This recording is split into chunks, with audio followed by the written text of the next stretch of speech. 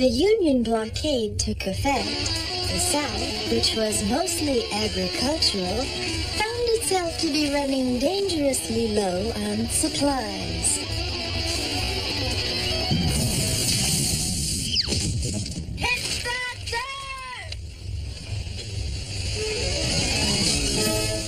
Great Scott! Oh, what happened? Why didn't I realize this before? What, Doc? What? Always take the aluminum foil off your burrito before you put it in the microwave.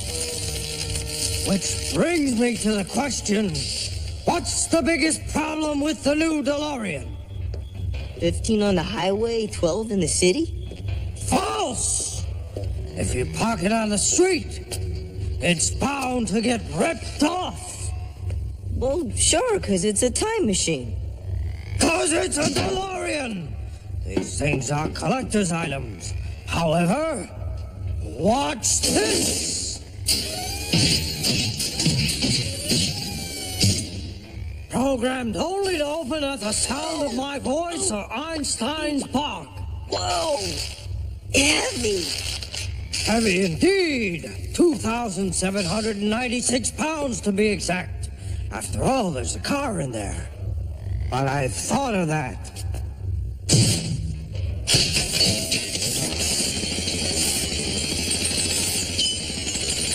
And it'll go wherever you tell it to.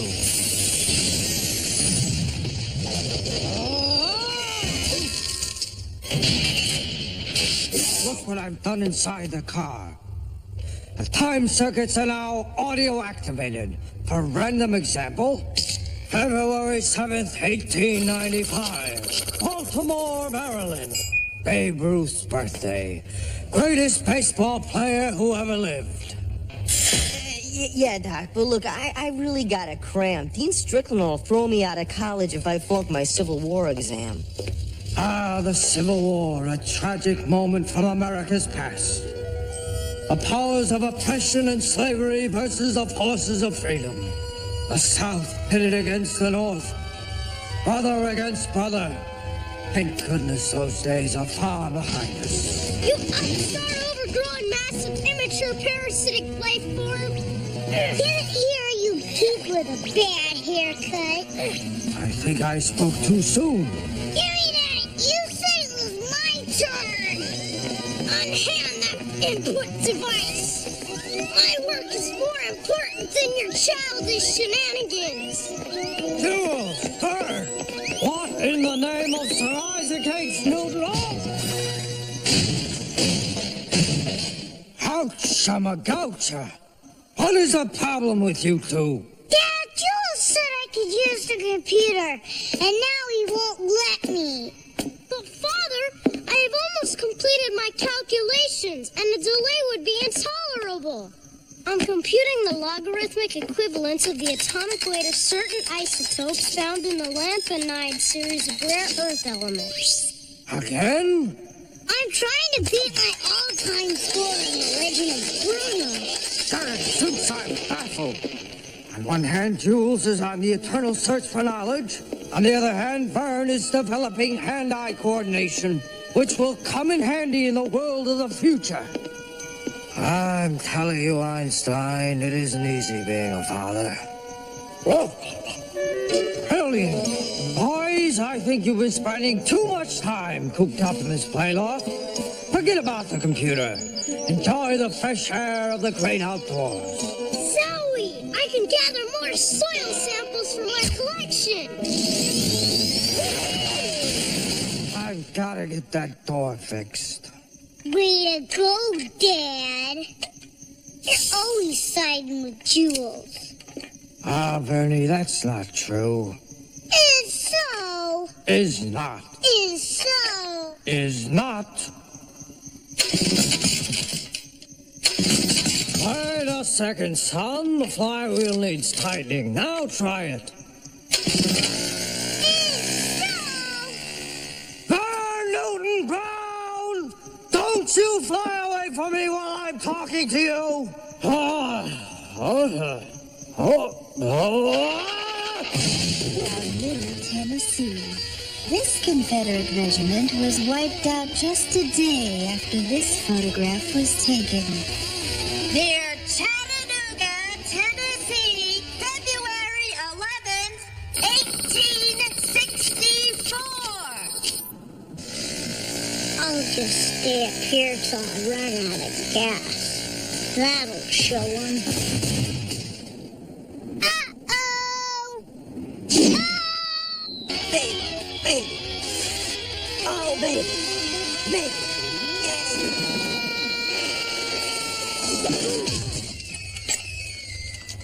Vern, come on. I was right in the middle of studying. Marty, Dad's always siding with Jules. When he was 2, Jules used the Etch-a-Sketch to draw a model of the DNA molecule, whatever that is, and he's been Dad's favorite ever since. They both treat me like a baby.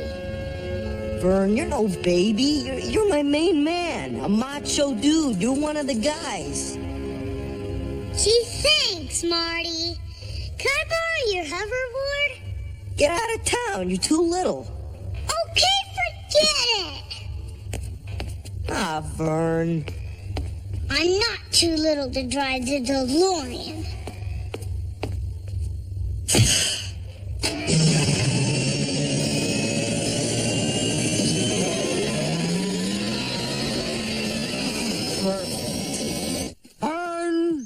Vern, where in the troposphere are you?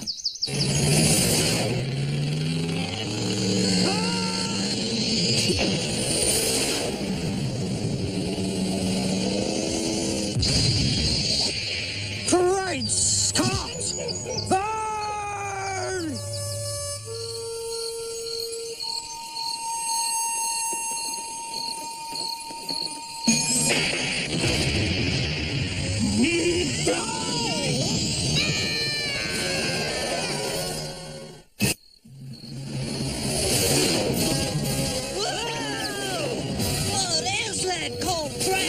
Must be some Yankee trick.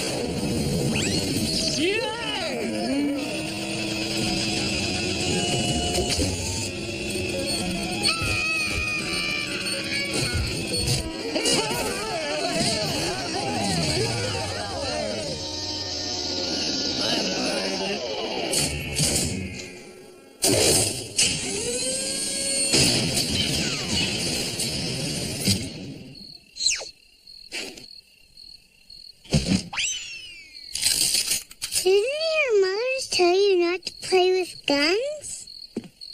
Why is this devil wagon you woke me up to see? Well, here's the driver, General, but the wagon's gone. Biff Tannen! General Beauregard tending to you, buttocks brain. Don't you mean butthead? I like that. However, the question is, just who are you? A Yankee spy or a new recruit? Is there a third choice? Sorry I asked. Oh, Doc, this is all my fault. I should have let Vern ride my hoverboard. No, Martin. I should have let him use the computer as promised. Jules, Barney, there's no sense in blaming yourselves. The problem at hand is locating Vern's whereabouts. And this thought-inducing auto-pacer isn't helping at all. What is it, Einie? Oh. You found Vern? He's in the Civil War! Oh, no! It says that these Confederate soldiers were wiped out one day after this photograph was taken. Great Scott! To the train!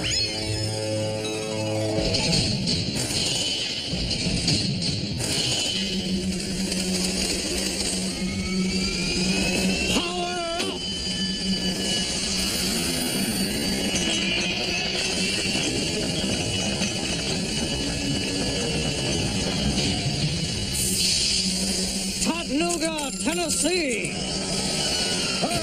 coming for you, Bernie!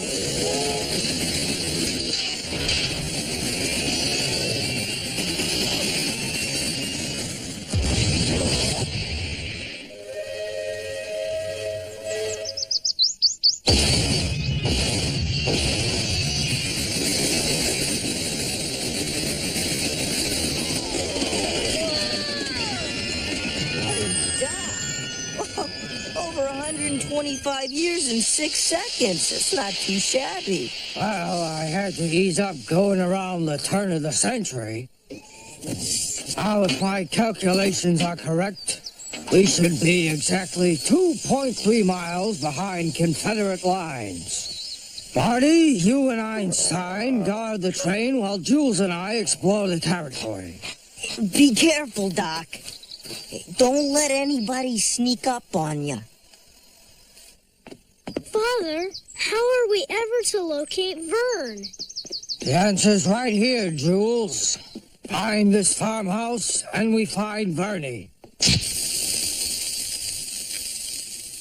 Oh dear, the soldier on the end blinked. Enough of this nonsense. Men, carry on your drills. More left, no the other left, not you. Okay, Vern. I'm supposed to learn how to be a drummer boy. Everything we play means something to the soldiers. This here means forward march. And this here means ready to fire. Hey, Jimmy, what does this mean?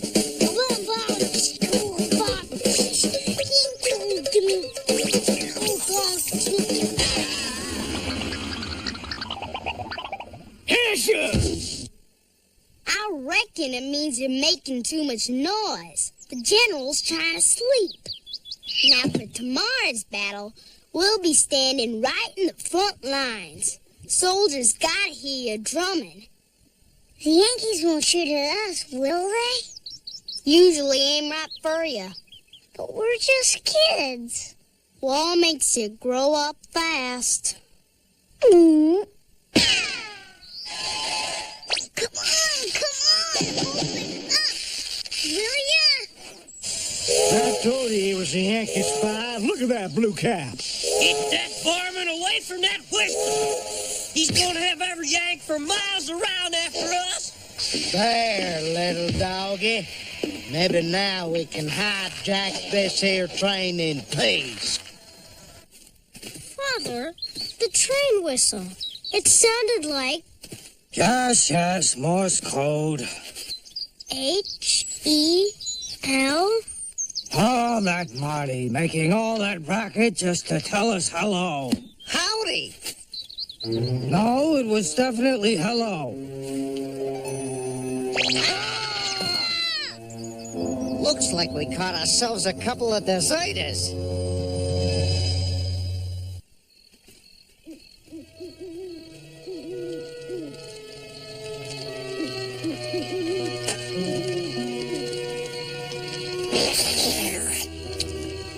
What is this stuff? It's chipmunk stew. Needs a pinch more dirt. My mama, she makes a powerful good raspberry pie. I can just taste it right now. My mom makes a great pizza. Jules loves pepperoni. I was a foolish boy to run away and get into such a mess as this. I wish my papa would just come and drag me home.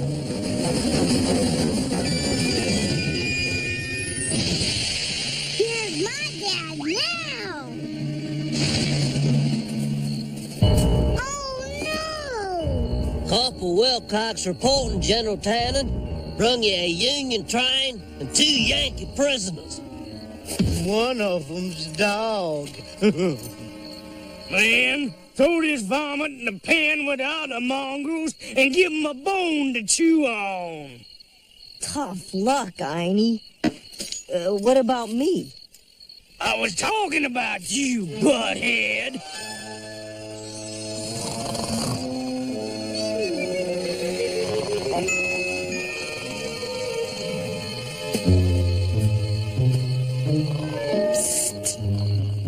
Oh, Vern, am I glad to see you.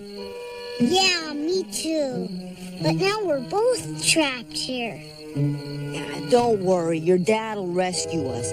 He always comes up with the perfect idea. Jules, I don't have the slightest idea what to do. Here we are with the Union Army, and Vern's a Confederate. Father, we have to stop tomorrow's battle. It'll be a massacre. Vern could get killed. Don't worry, friend. Ain't a Reb general been born that can stand up to Ulysses S. Clayton. Ulysses S. Clayton? Father, isn't that my mother's uncle? Yes, your mother's uncle, my uncle-in-law, your grandfather's brother-in-law, your great-uncle Vern's great-uncle as well. That's it. He'll stop the battle. No, Jules! He'll never understand! General Clayton, your troubles are over.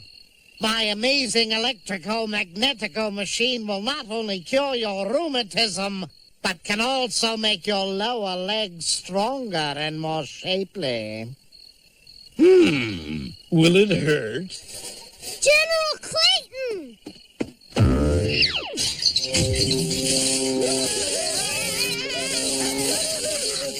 General, you gotta stop the battle. Vern will get hurt, and it'll all be my fault.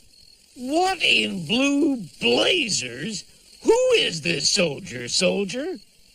Private Jules Brown, General. Your great-nephew. Great-nephew? What particular brand of tomfoolery is this? Your niece Clara is my mother. Why, little Clarabelle is only 9 years old. Jules!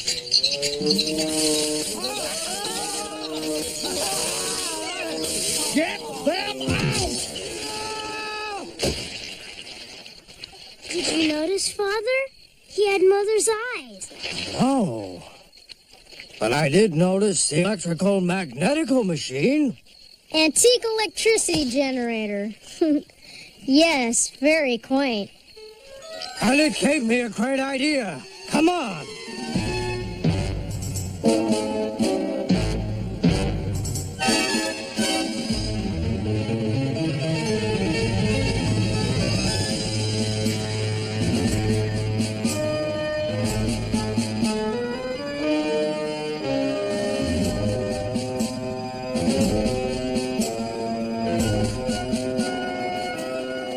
Well, boy, you're wearing the uniform of a lost son of the stars and bars. How's it feel? Actually, I take a 32 Slim. This baggy look is dead. Hey, boy! Hush up that drumming. Hey, Vern, cut it out. I'm not drumming. Men, the time has come to strike a blow for freedom. The time has come to launch our attack. Prepare to... Fellas, whoa, chill out. You can't fight today. It's a national holiday. What holiday? Lincoln's birthday. Charge! Wrong crowd.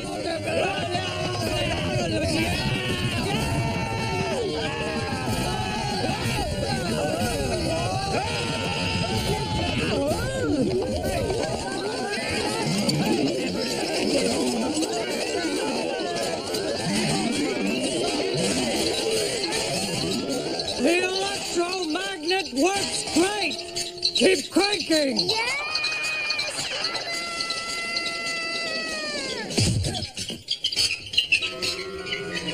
Great Scott!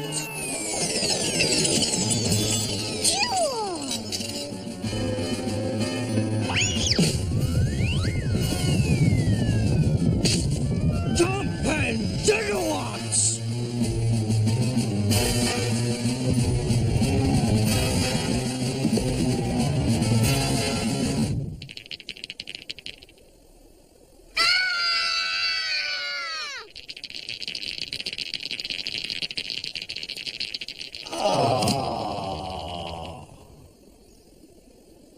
Ain't that sweet?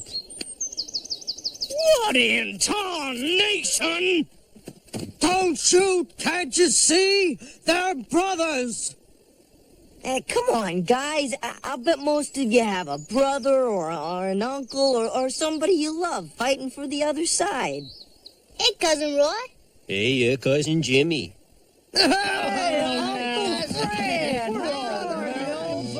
Well, touch. Fighting doesn't solve anything. Why don't we all just shake hands and go home? I believe the boy here has a point, Beauregard.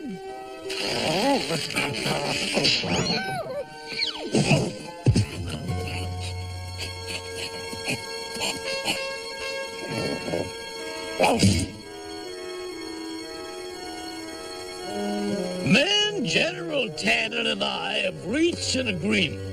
We shall set our differences behind us and work together. Son, I'm proud of you. Just long enough to run these troublemakers out of here!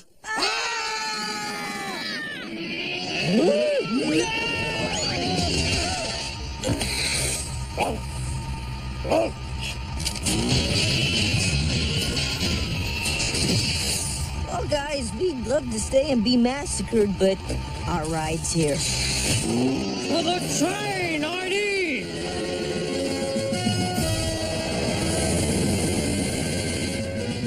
Vern, from now on, you can use that computer whenever you wish. I'll just require 48 hours notice. Wow, look at this. It says Vern's regiment never fought a single battle. See, Vernie? You saved some lives. Oh! Tiny, you're right once again. It's time we headed back to the future.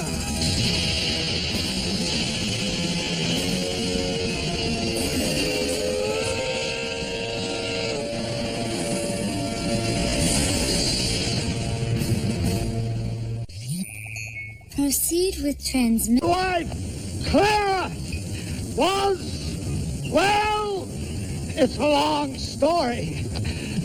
It all started on a typical evening in the Brown household.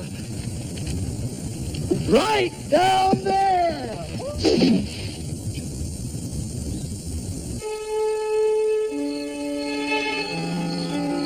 Einstein was just returning home from a dinner date with a miniature poodle from next door. Identity acknowledged. Enter, Einstein.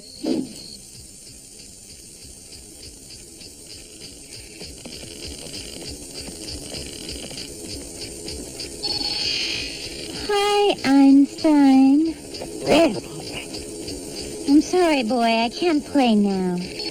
I've got 35 midterm English examinations to correct by tomorrow morning. Plus, I'm doing my exercises. What a workout.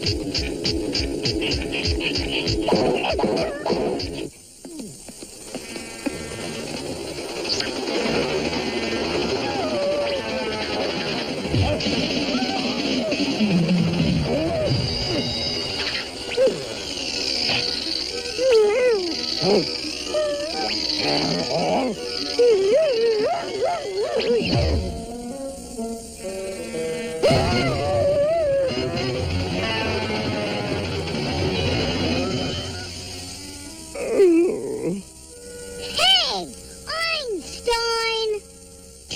Move it, will ya? We're trying to play Turbo Liner Death Race. Yes, your unscheduled presence on the tracks makes it virtually impossible for my Diesel of Doom to catch Vern's killer Porsche.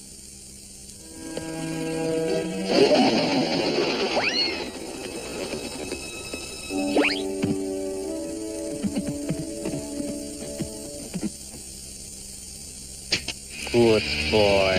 Nice fella. I Einstein is a good puppy, a real sweet doggy. Oh, you like that, don't you?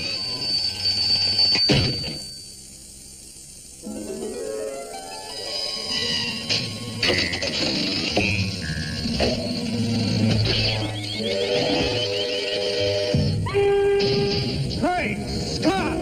That time already? Alrighty, what a canis familiaris. Now, the moment the world's been waiting for.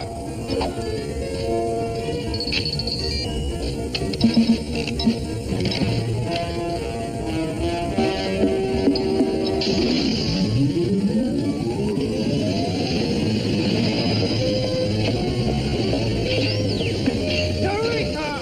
Cucamonga! It worked! No more turning the newspaper pages by hand and getting the tips of my fingers all black. Ha ha ha ha!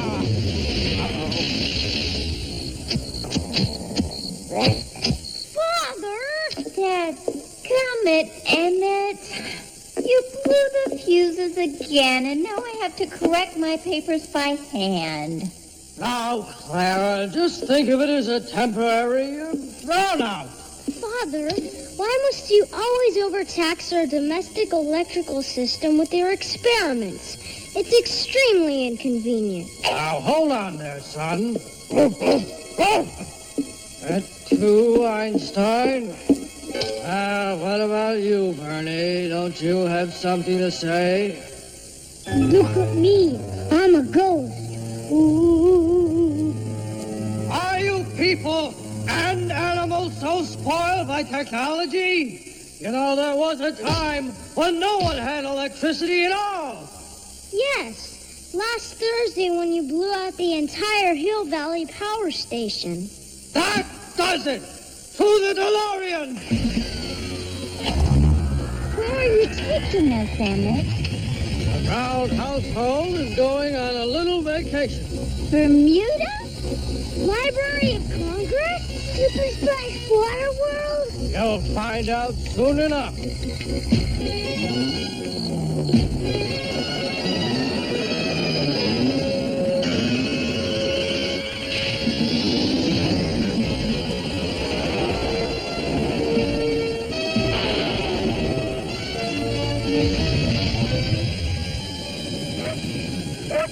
Marty, wasn't that Doc Brown? Yeah, Jennifer. I don't guess we'll be borrowing the car tonight.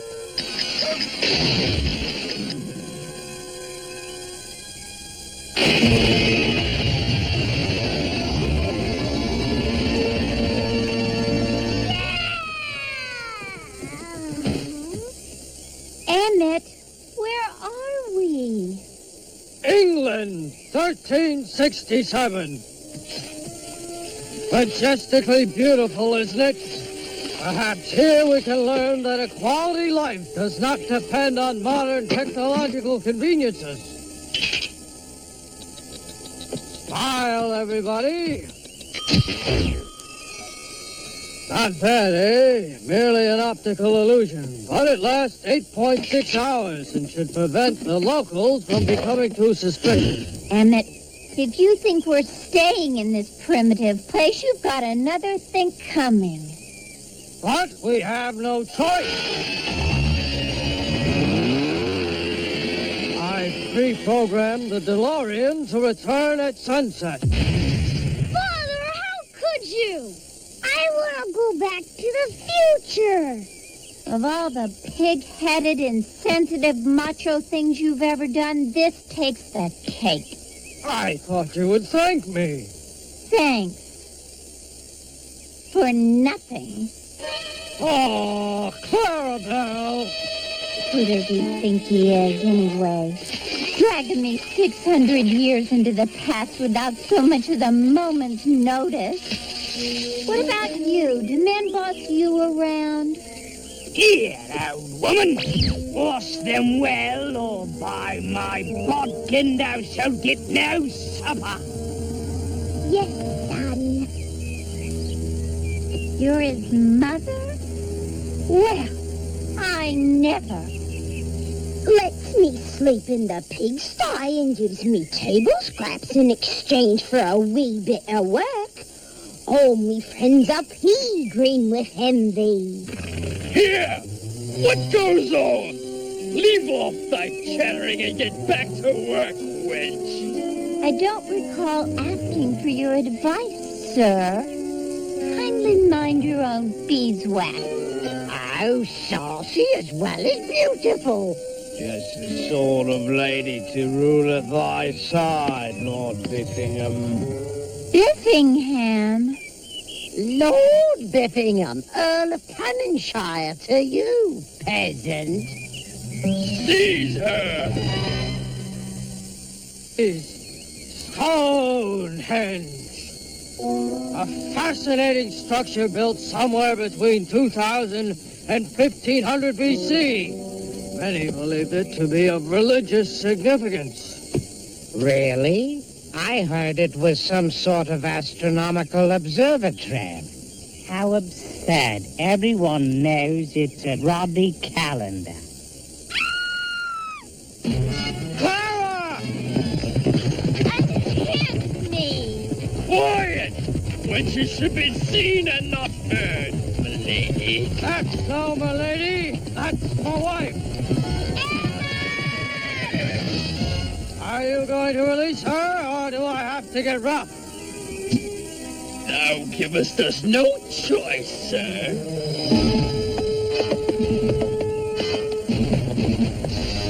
Huh? What? Two against one, eh? The Marquis of Queensbury will hear about this. He's not due to be born for another 477 years. Fortunately, he's not due to be born for another 477 years. Brother, look! They must be taking him there. I'm tired. When are we gonna be there? Vern, stop whining. No wonder Father becomes so irritable on long car trips. But I'm starving. If I don't eat soon, I'm gonna croak. I suppose we could try to catch something in a trap. Oh, yeah? Like what kind of trap?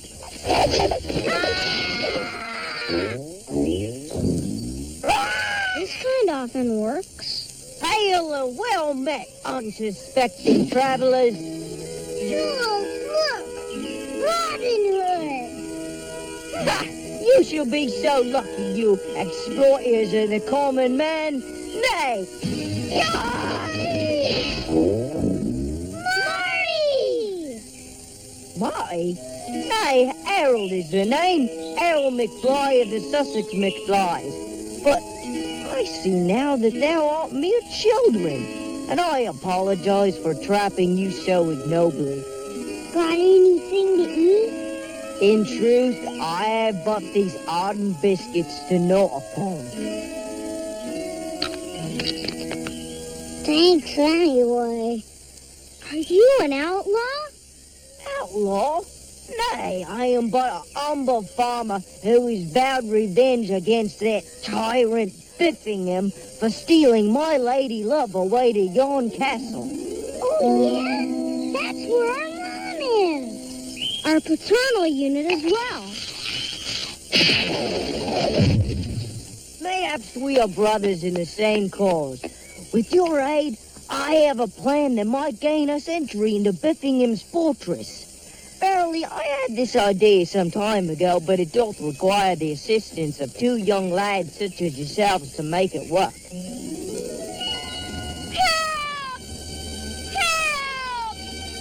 Help! Greetings. Good day, milady. You must be the new captive. I am Genevieve. Hi, I'm Clara. Nice to meet you. Lady Clara! Whoops. Gotta go.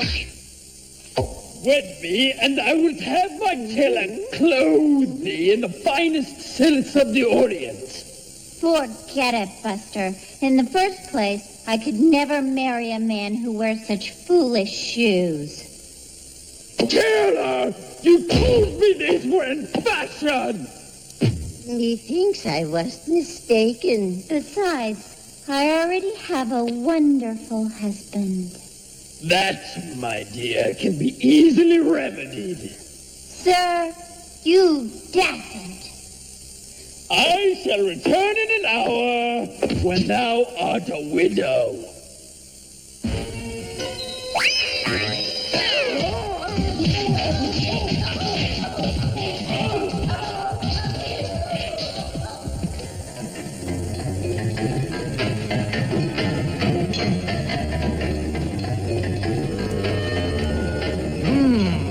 Electrodectus mactans and an unidentifiable muscus. And a perfect specimen of Uranus norvegicus.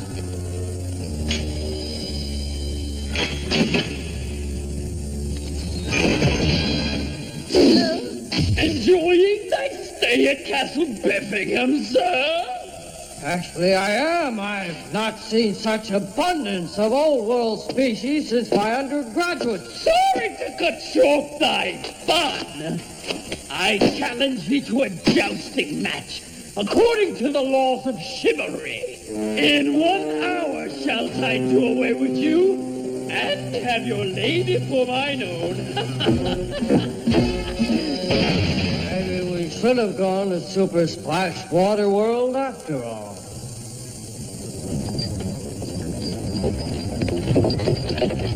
Tally-ho, when lack the day, be a merry fellow off his merry way. Hold? Who goes there? Merely a strong minstrel, actor, and puppeteers come to amuse Lord Beffingham and his court. Methinks you looking awfully suspicious then. Oh, yeah? Well, methinks you look like someone who loves fresh fish. How dare you strike him like that? Strike him like this.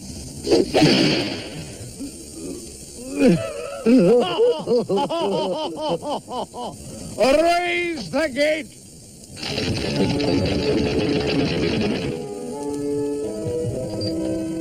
Yeah, then they can entertain his lordship after the jousting match. Jousting match? Jousting match? No, no!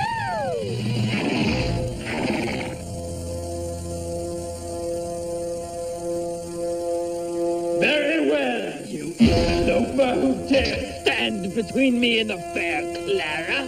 Prepare to meet your doom.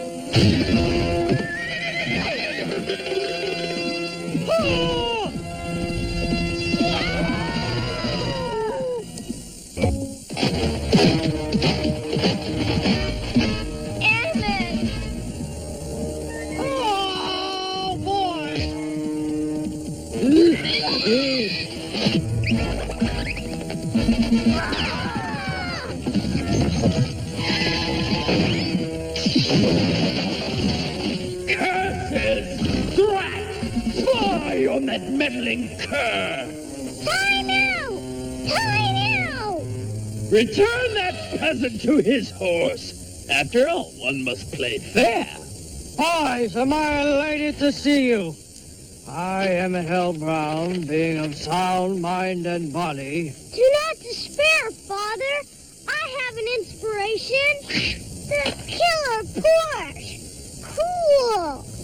Jules, this is neither the time nor locale to play Turbo Lighter Death Race. No, Father, but I might be able to utilize this technological time waster to prevent your premature demise. Jumping gigawatts! What a kid! Have you any of those ghastly biscuits left? I baked them myself, you know. No, Father, like this. Just a second, your lordship. Take thy time, doomed one.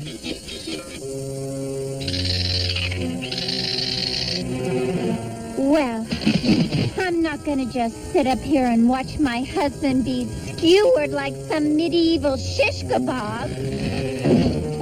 Uh-oh! Now then, peasant, prepare to meet your ancestors.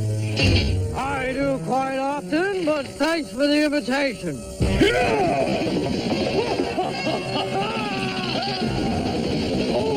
Tiny! Oh! Yes,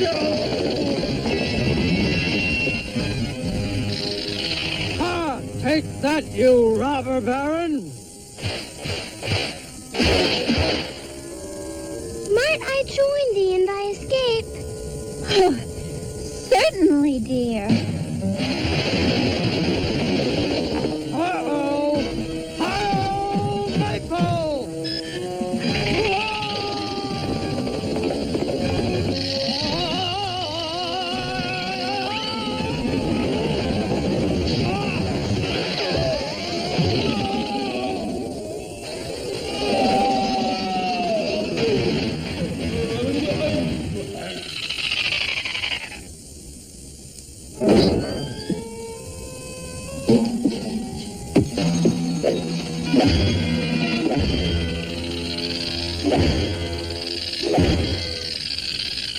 Ride a wood mare to Cranberry Cross to meet a fine lady upon the white horse.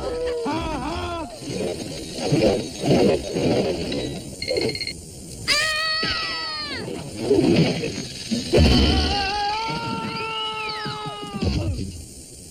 Come on, Sir Knight. Let us finish them!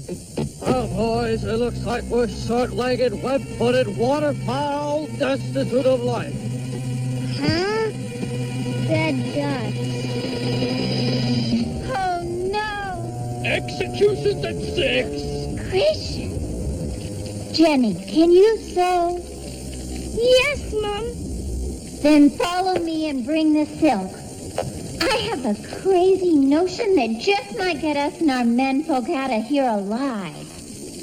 Boys, it would appear that we will have the distinction of being the first humans in history to die before we were even born. What an honor. Well, gentlefolk, at precisely 6 o'clock we shall... Oh, drat!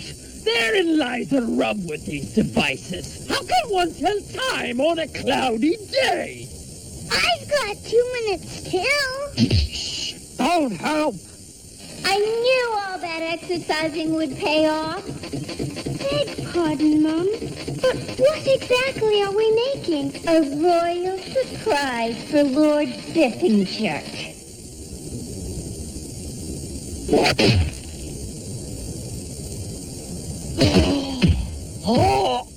Excellent! Now, if the sun will cooperate... Ah-ha-ha! At last!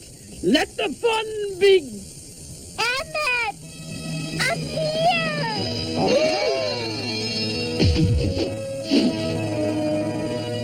Come along, men! Climb aboard! Brother, post haste! Curses! Drat! Does this mean the wedding's off, sire? Superior aeronautics, Clara. Not bad needlework either. Harold, where will you and Genevieve go now? I know not, friends. We cannot stay here. Have you considered Ireland? Ireland. Sounds like a bonny place to raise generations of McFlys. Ireland it is, then. Fare thee well, Browns. I had the strange feeling we shall meet yet again. And again and again. Goodbye! Goodbye!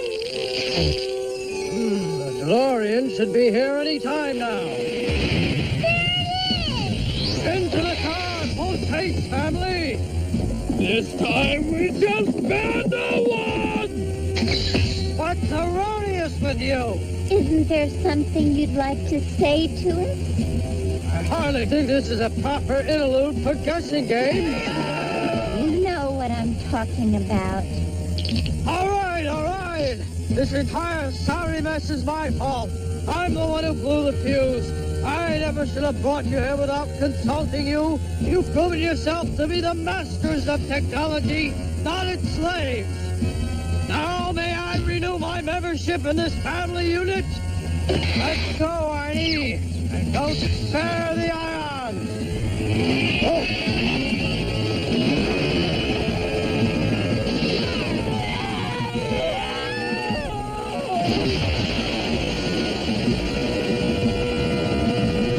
Next stop, Super Splash Water World.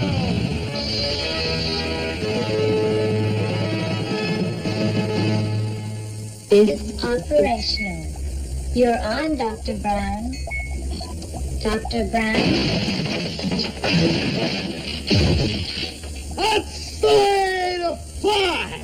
Unfortunately, that's not the way to land.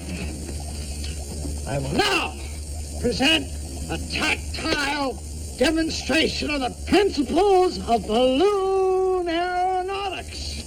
Scientists of the future, watch carefully. Access Video Encyclopedia Section H for hot air balloon. Section H. Enter. Hot air balloon. It's simple to make a...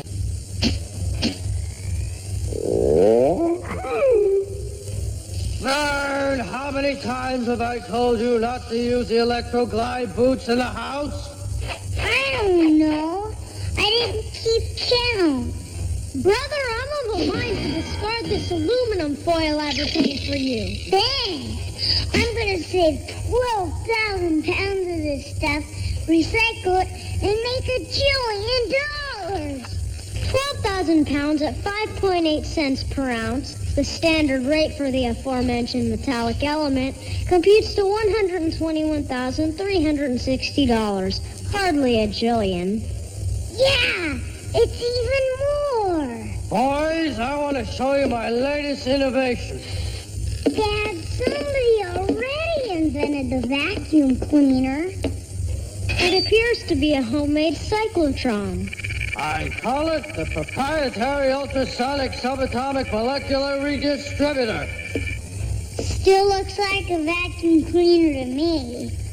Bernie, observe the dark black-brown board. the dark brown blackboard. And you'll see that my latest invention does more than suck up dirt. Of course, all things are made of atoms. And atoms combine to make molecules. When enough different types of molecules combine, they become chairs, tables, or boys named Jules and Bert. Father, we're not infants. But Dad, what about your proprietary ultrasonic telematic molecule? A proprietary ultrasonic subatomic molecular redistributor. It takes molecules apart. What's so tough about that? Father? Burn, reassemble your brother this millisecond.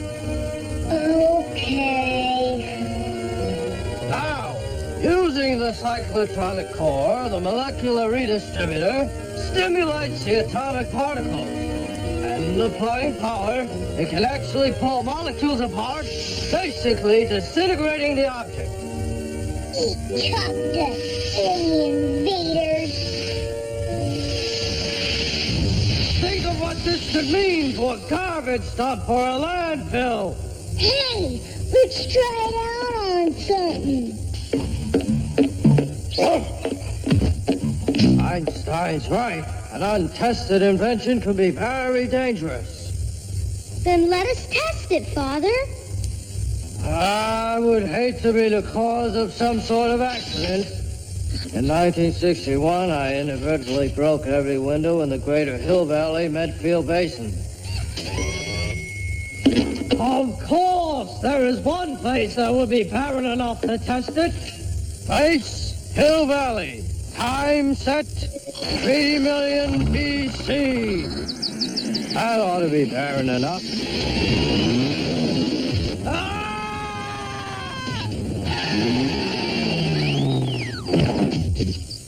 Hey, Doc, You ought to honk or use some kind of hand signal when you're taking off. Hey, I just brought over the new music video Jennifer and I made. Actually, she shot it, but I'm the star. My apologies, Marty, but we must be off. Perhaps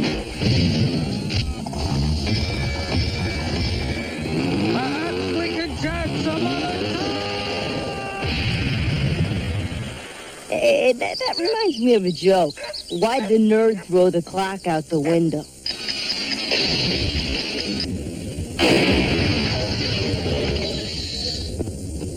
Behold, Father! Judging by the relative youth of the blooming Florolindus cactolii, I would venture to guess we landed in... The Cretaceous period, the third geological phase of the Mesozoic era, and the end of the dinosaur age. I'll bet there's at least one dinosaur left. What makes you say that? Look!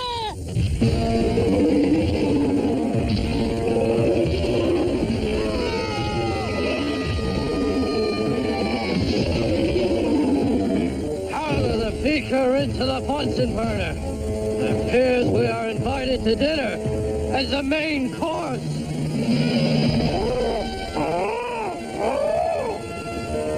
No, Dad, this is a friendly flying lizard. To be exact, a pteranodon. Neo, I'll call him Johnny.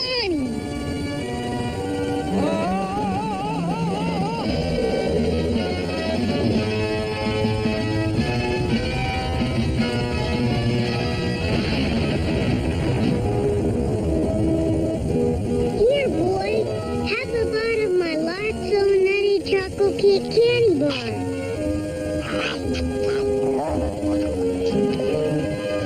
Careful, Vern, or the extinction of the dinosaur will be attributed to junk food.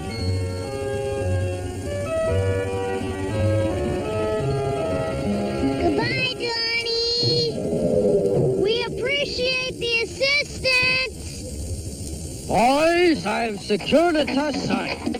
Focus your attention at the base of this hill. Father, a shooting star!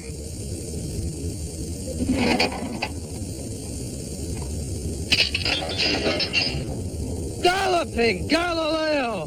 That's no shooting star! It's a meteor headed straight towards Earth! We're all gonna be killed!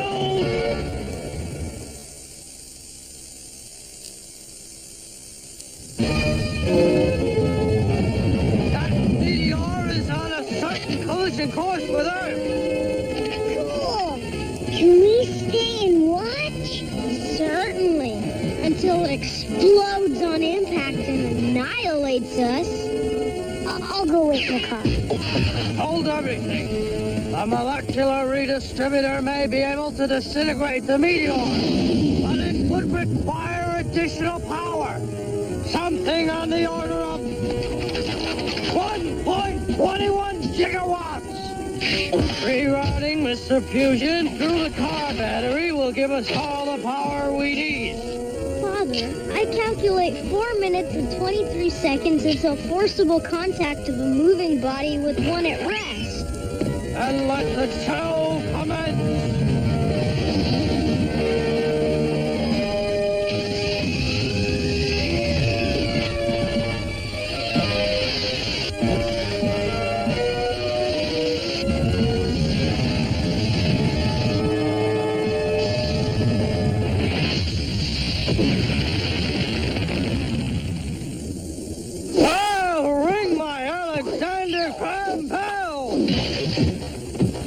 Not only have we saved our lives, but we've proven that the molecular redistributor works. Now let's be on our way. I wish to take some rocks back with me, Father. It should be fascinating to carbon date them. Destroying the meteor must have drained the DeLorean's power source. Impossible. I only use the car battery as a loop-through. Something else must have drained it. Burn Newton Brown! What are you brainiacs staring at? Father, this means... With the battery train, we're stranded in the Cretaceous period. Unless we are to utilize that grove of lemon trees. That's my offspring. You mean this car can run on lemon juice? Not exactly. But if you insert copper and aluminum into a citrus compound, Then connect the two with the wire. the acid from the fruit can produce a small electrical current. There's the copper, but I'm fresh out of aluminum. Will this do?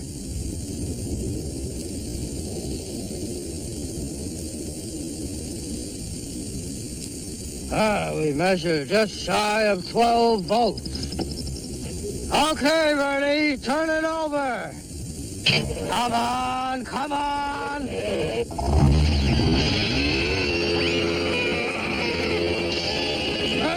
Scott! The DeLorean was in gear. Bernie, stop the car. If the DeLorean reaches 88 miles per hour, Vern will be catapulted back to 20th century Hill Valley, possibly leaving us stranded here for all eternity. Not to mention he might get a ticket for driving without a license. It's no use, Father. The fastest human is only able to attain speeds of 26.95 miles per hour. We'll never catch the Pteranodon!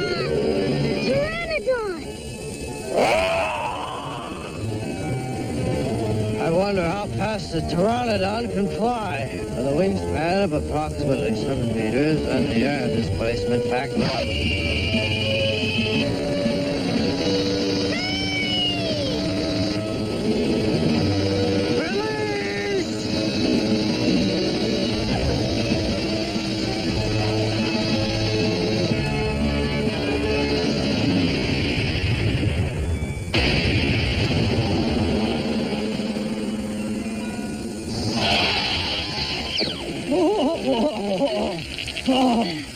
Accelerating, but I prefer riding coach.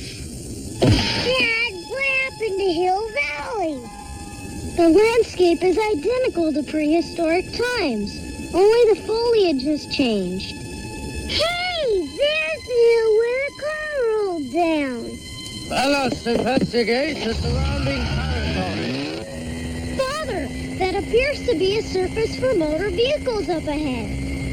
What in the constantly expanding and shrinking universe is going on? Perhaps there was a malfunction in the time circuitry. Everything seems to be okie-madokie. Father, watch out!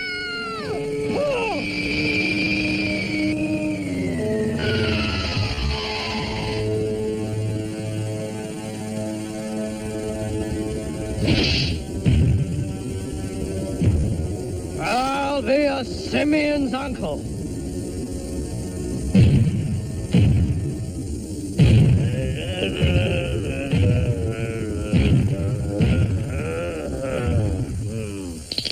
Ow!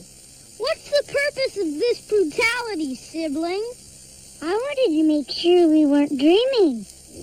I'd say it's more like some sort of bizarre nightmare.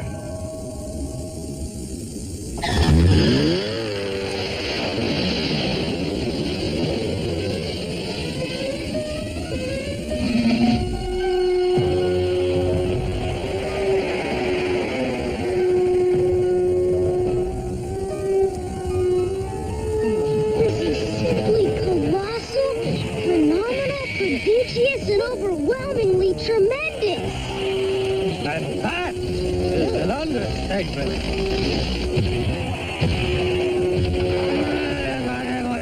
Yeah.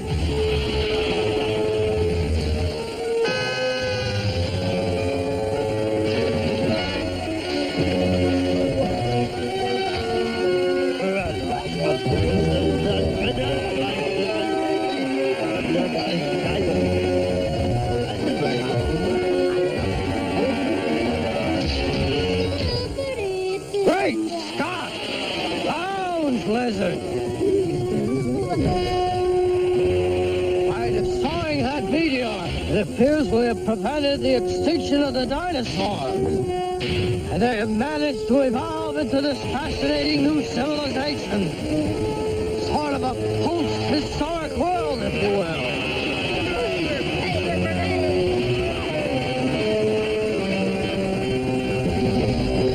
I'm picking some movies so we could show Mom and Marty back home. Back home! Ernie, play the musical videotape Marty fabricated. Who erased it? Jumping gigawatts! By preventing the extinction of the dinosaurs, we've also prevented humans from developing. Your mother, Marty, Arnie, all the people we know and love don't even exist in this alternate world. And since our ancestors weren't born in this timeline, we can't live here either. By my calculations, we will completely dissipate in 12 minutes and 17 seconds. No way! I'm too young to be erased from existence. Father, what if we go back to the Cretaceous period and undo what we've done? It's our only hope. Let us depart before our intrusion is detected.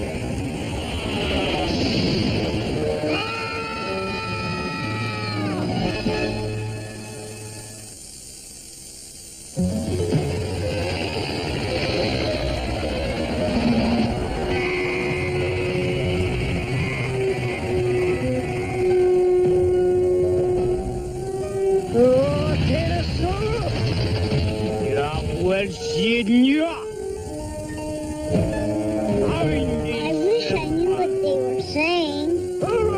Simple as pi r squared. The Universal Linguistic Translator will decipher the dinosaur language.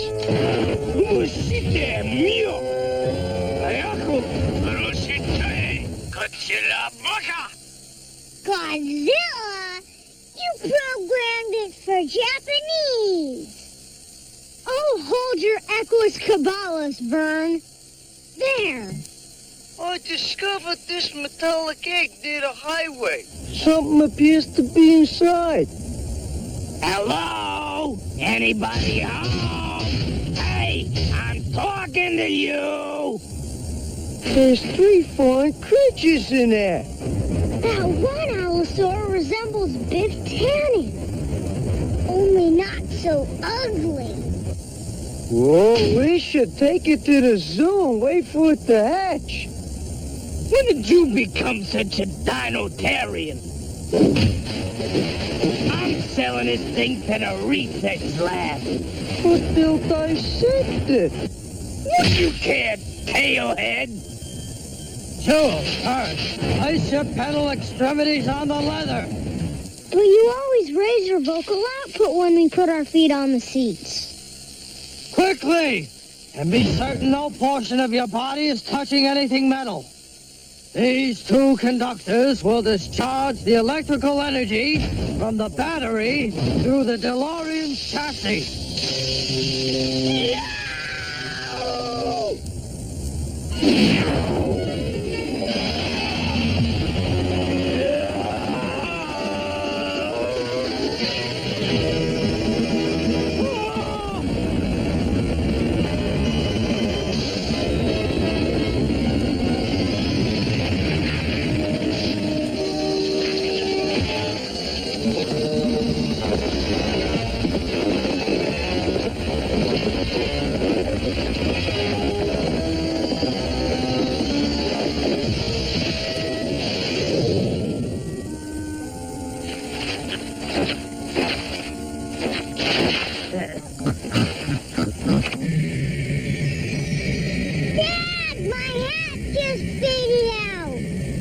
We must return to the Cretaceous period. Utilize the molecular redistributor and reconstruct that meteor.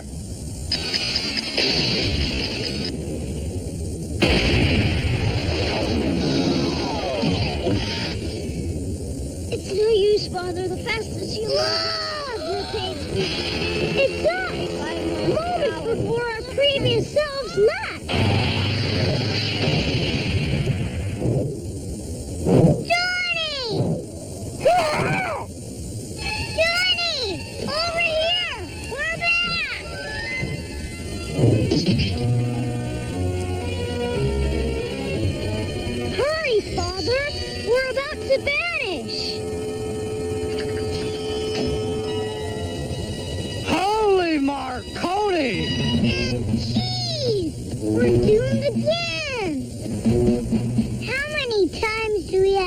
get doomed in one stinking day.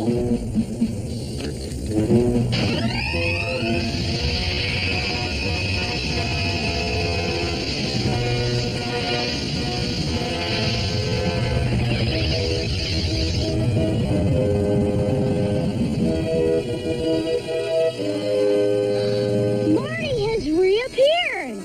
So have we! And so is my hat! Now let's get back to the future! But Father, this means that we caused the extinction of the dinosaurs. We only caused it in the sense that we did not prevent it! Vern, come on! I don't want to leave Johnny! We have no choice! Now get in the car! The meteor is about to hit! Bye, Johnny! I'll never forget you!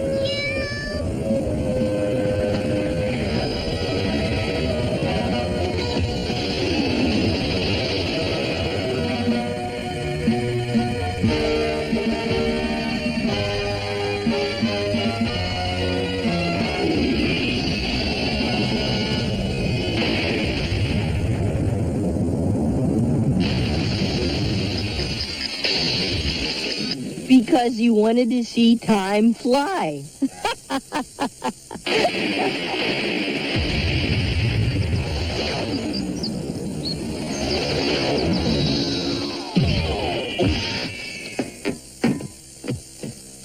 Greetings, Einstein! Marty, it's great to see ya! Well, you only left 2 seconds ago, but I'm glad you're back. I just wish we could have brought Donnie with us. Bernie, you realize I had no choice back there. Today's world would treat Donnie the same way those Tyrannosauruses treated us. And you wouldn't want that. Hi there! Dad, do you think this could be Donnie's great-great-grandson? I think you need a few more greats, Bernie. How about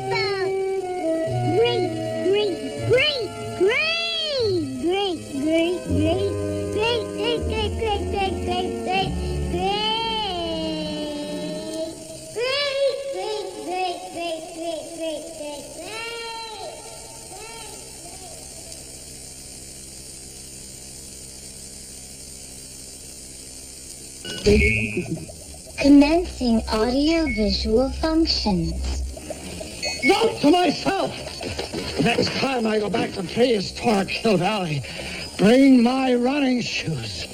The Cretaceous period is definitely lacking in the modern conveniences department. Why, if Jules and I hadn't created a battery using lemons, aluminum foil, and copper wiring, we'd still be dodging dinosaurs. Sounds like something out of a cartoon, right? Well, for the record, it really works.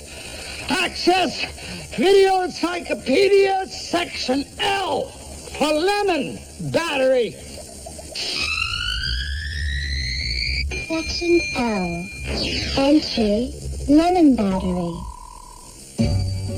The procedure is as follows. First, find 3 ripe lemons. These will serve as our electrolytic cells. Next, you'll need some copper tubing and aluminum foil. And finally, a small battery-operated digital clock. We begin by taking the strips of aluminum foil and carefully wrap. I hear they've got a date this Saturday. That muscle-bound moron? Of course, this means you're free to take me out. Should I consider that a yes? Then maybe afterwards you can watch me lift my car. Hey, lay off her, Kelp, or I'll cut you down to size. Whose size, McFly? Yours or a normal person's? I'll see you Saturday, Jennifer. Martin Seamus McFly? Jen, I can't believe you'd sneak out behind my back. Just listen a minute. No excuses. I don't ever want you to see that jock again. This isn't fair. You found me guilty without even hearing my side of the story. Okay, fine. Tell me your side of the story, and then I'll find you guilty. Marty, dry up.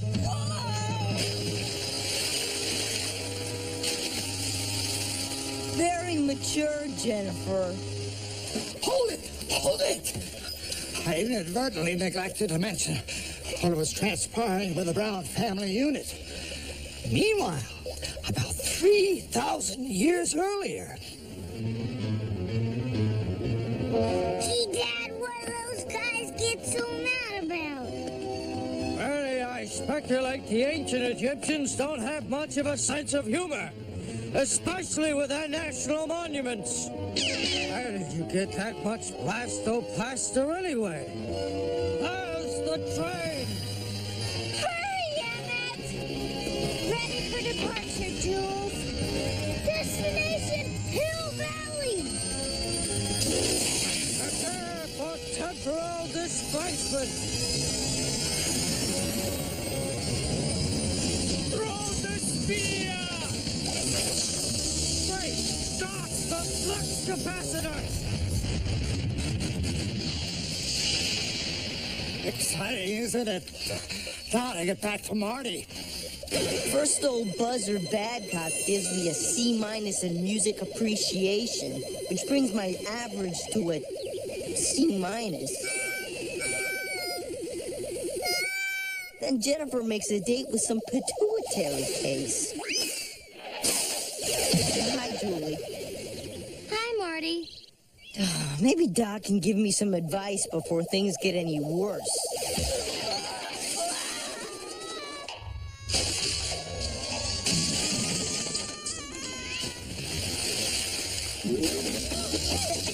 Hey, I just had a bath last month.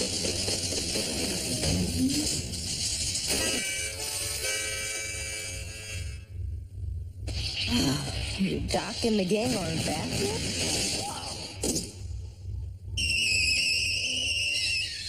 Whoa!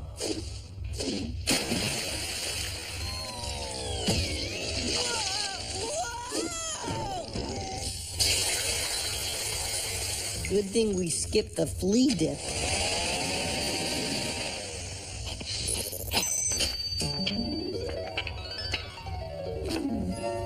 Greetings from Massachusetts.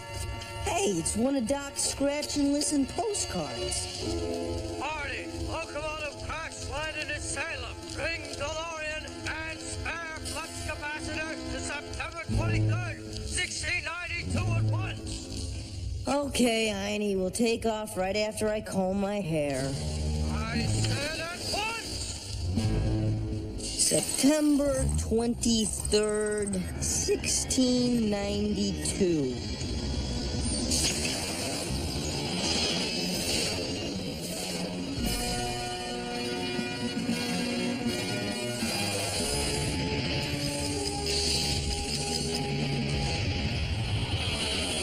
According to this map, there should be a large body of water right about...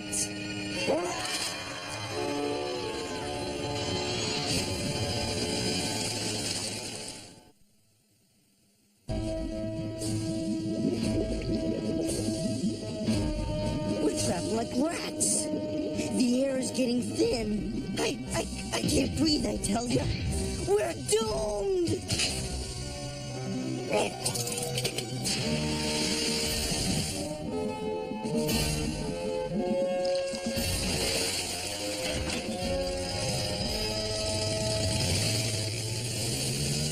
Thanks, Heine. Not that I was ever really worried, but I do feel much safer on dry land.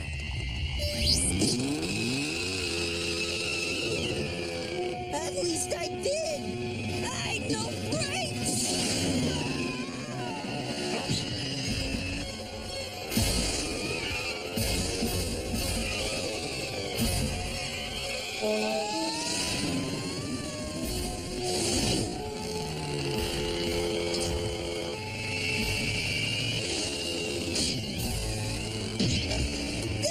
driving itself.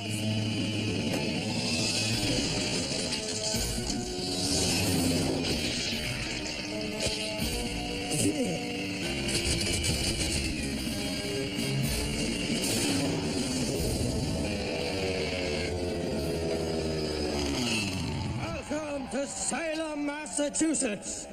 I had you on auto remote. How was the ride? Great, if you want to see what I had for lunch.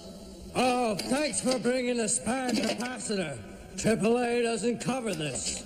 Okay, first I need to wire in the new flux, adjust the tolerances. Oh yes, can't forget to recalibrate the surge protector. I figure the whole process will take approximately, this is just an estimate, 27.35 hours.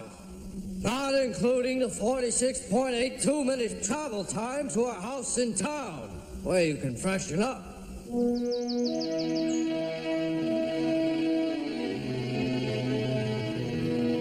Doc, what's everybody staring at? I mean, I know I'm dressed like a geek, but... Marty, in this society, everyone dresses like a geek. The Puritans are suspicious of strangers, that's all. But once they get to know you... They treat you even worse. What's he in for? He assaulted my ears with vile speech when I ran over his hog. Boy, that's strict. The Puritans just have very high standards of behavior, that's all.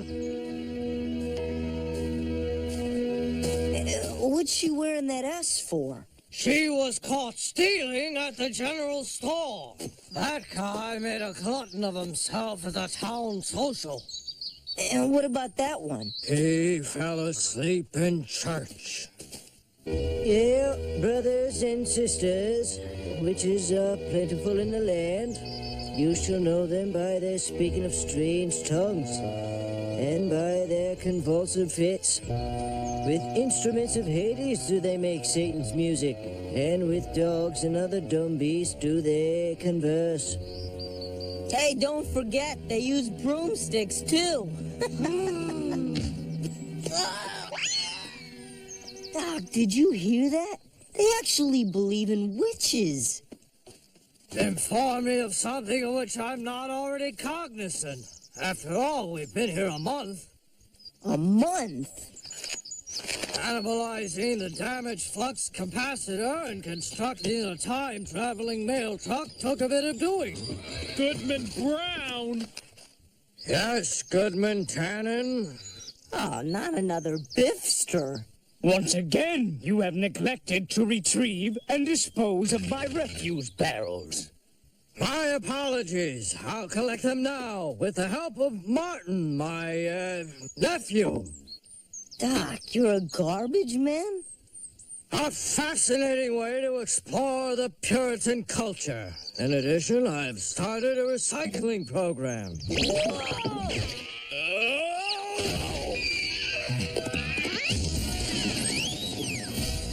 By heavens above, I'll get ye for this wretched and despicable stranger!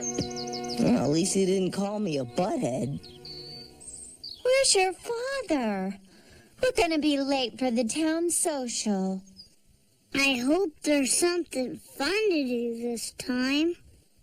Last week, all we did was play Stack the Hymnals. And thanks to simple geometric logic, I won. Golden viscid fluid produced by members of the genus Apis mellifera. I'm home. Oh, Emmett. I love it when you call me honey. Hi, Marty. Welcome to the 17th century, Martin.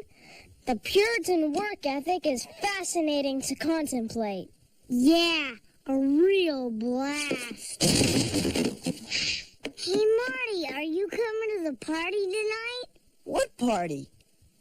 A weekly ritualized occasion amongst Puritans. Personally, I have to repair the locomotive, but you all attend and have fun. You call this fun? Who died? Now, Marty, people around here just let their fun on the quiet side. Maybe I'll go see what Jules and Vern are up to. I know. Let us play seen and not heard. How do you play it? We see who can stand still and be quiet the longest. With my knowledge of the laws of inertia, I'm a shoo-in. I'd rather stack books. Drag? Hello, stranger. My name is Mercy. Oh, baby, have mercy. Ow! Notice the stranger. I've not seen anyone jump about in such fits since Goody Magoo. And you know what we did to her. Intricate. Are you all right? Oh, now that you're here, I'm so fine. Just call me Marty. Would you care to take a stroll in the moonlight, Marty? Oh, get out of town. Are you kidding? You bet. Is that a yes or a no? And let me warn you, I don't take kindly to men who say no. Oh, What's the matter? Oh, that big goon over there is mad at me. He's such a chump. Oh, that's no chump. That's my father. In that case, my answer's no. I better go walk my dog. Bye. Walk out on me, wilt thou? What did that young stranger want with you, daughter? He made improper advances toward me, father. What? Not only that, but he spoke in strange tongues and is subject to fits. I knew there was something odd about that boy. Heiny, this just hasn't been my day girl-wise. Yeah, I know that one. Timely request considering I've got a right to play the blues.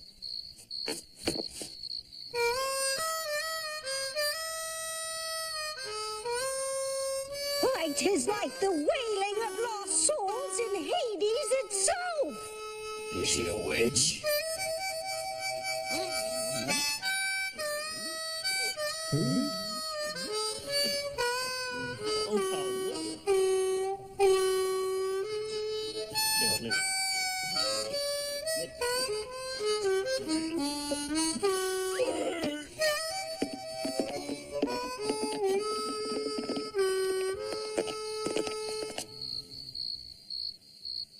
Oh, hi, big guy. How'd you like it? Throw him in the stockade! Let's not get carried away. Okay. I could use some lessons. Yeah, he's a witch.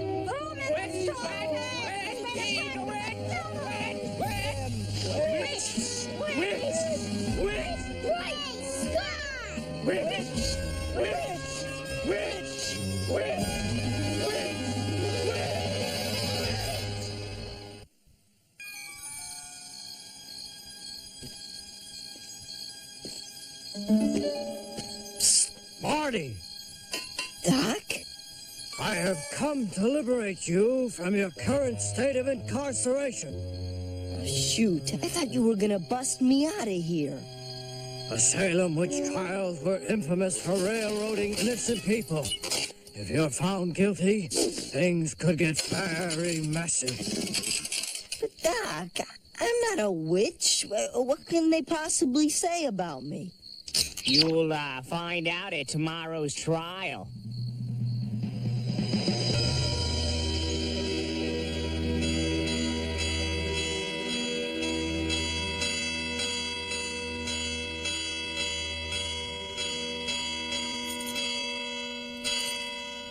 The nephew Martin, a poor and miserable object, has been known to carry himself in an unwanted manner and burst forth into sudden shrieks and fits. With his black magic, this scoundrel levitated a barrel of refuse, dumped its contents on my head, then bewitched my horse. He communicates with beasts of the field with a musical satanic mouth-box. I object! It's called the harmonica, lady.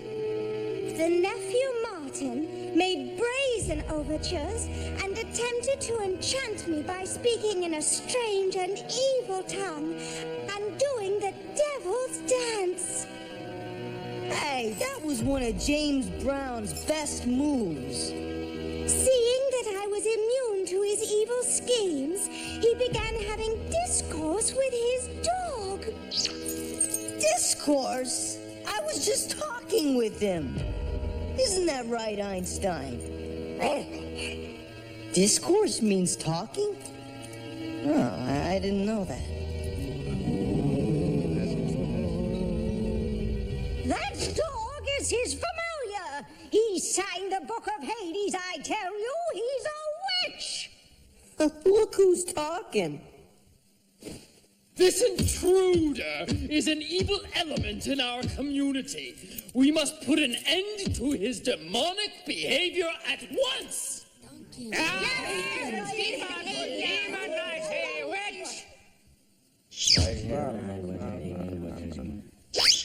We find a nephew Martin guilty on all count of witchery.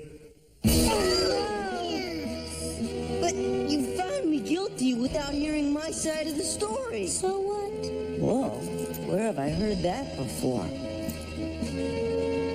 Nephew Martin, you're hereby sentenced to the final test. Just as long as there's no math involved. Oh no math. We merely drop you in the bay. If you float, you're indeed a witch and must be burnt at the stake. However, if you sink, I'm dead.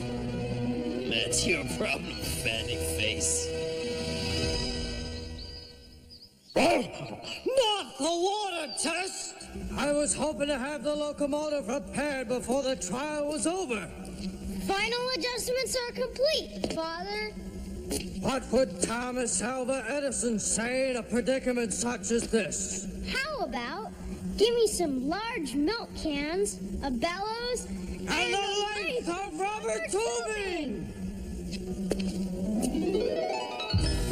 You people are making a serious mistake. Don't you see how you've all been caught up in the fervor of rumors and vicious gossip? He may survive the water test. Of course, if he does...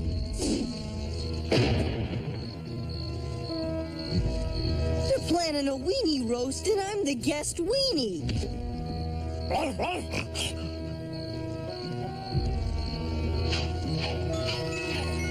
Well, Marty, I suppose they won't be happy until they do their little test.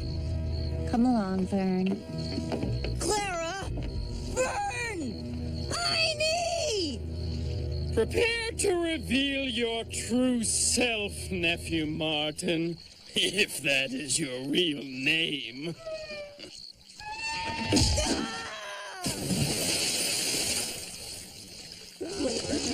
That was necessary. Getting awful wet there.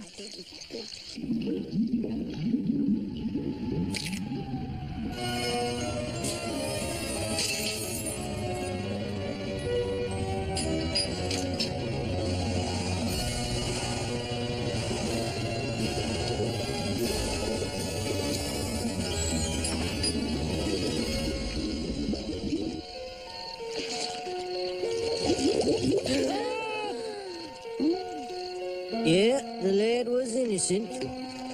I only wanted to teach him a lesson for spurning my affections. Friends, we must see that a travesty such as this never happens again.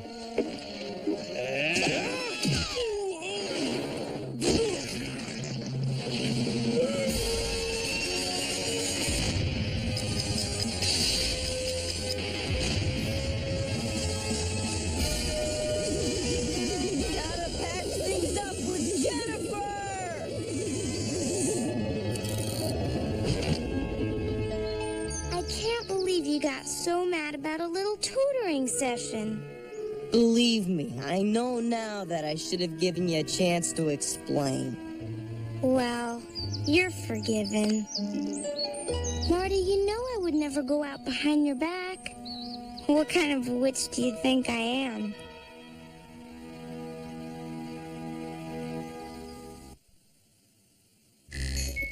Auto iris activated. Adjusting exposure. Dr. Emmett L. Brown again. How about that Salem water test? That thing's all wet. Now, I have a little water test of my own to show you. Since we're in a real pressure situation, perhaps this might help.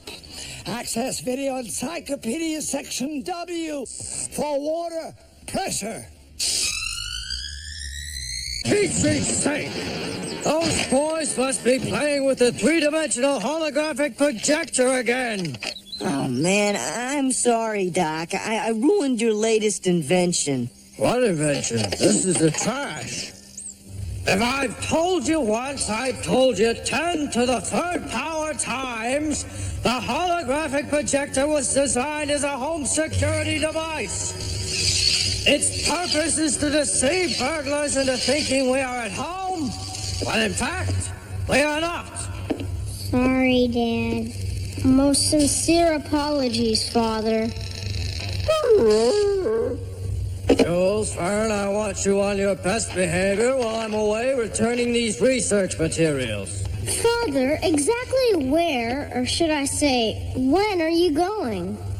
Ancient Rome, 36 AD to be precise. I borrowed numerous notations from the early historians to update my files. And while there, I plan to study the architectural designs of the Roman arcades. Arcades? Cool! Might we accompany you, Father? Negative. You're grounded in the 20th century for misuse of the holographic projector. Yes, Father. We gracefully accept our well-deserved punishment. Hey, Doc, what about me going? I could do an extra credit report for history class. Caesar, the man, the myth, the salad. Very well, Marty. Perhaps it's not too late to penetrate that rock and roll drenched brain of yours. And no more playing with the holographic projector, you two. Of course not, Father. Have a wonderful trip.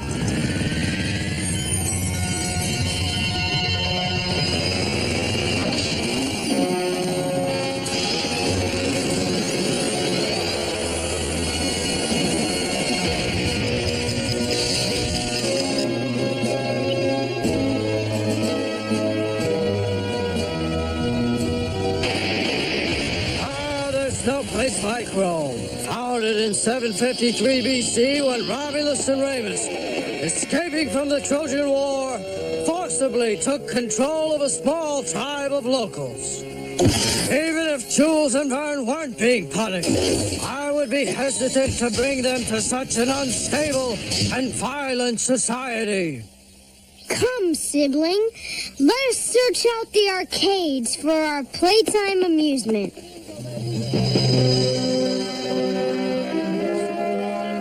I'll bet this is the mall. They gotta have an arcade in here.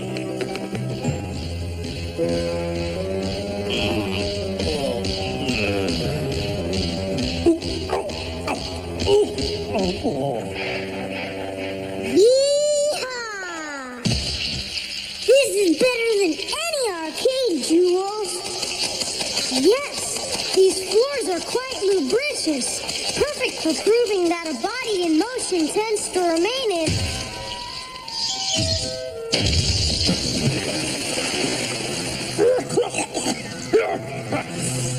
Survey, succurre me difficile.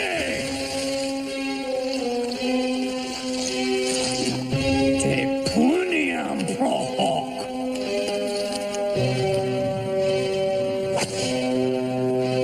Leave him alone, you big bully. It wasn't his fault.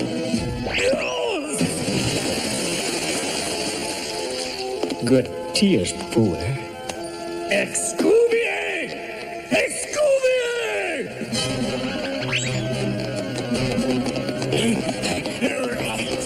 I must locate Father post-haste.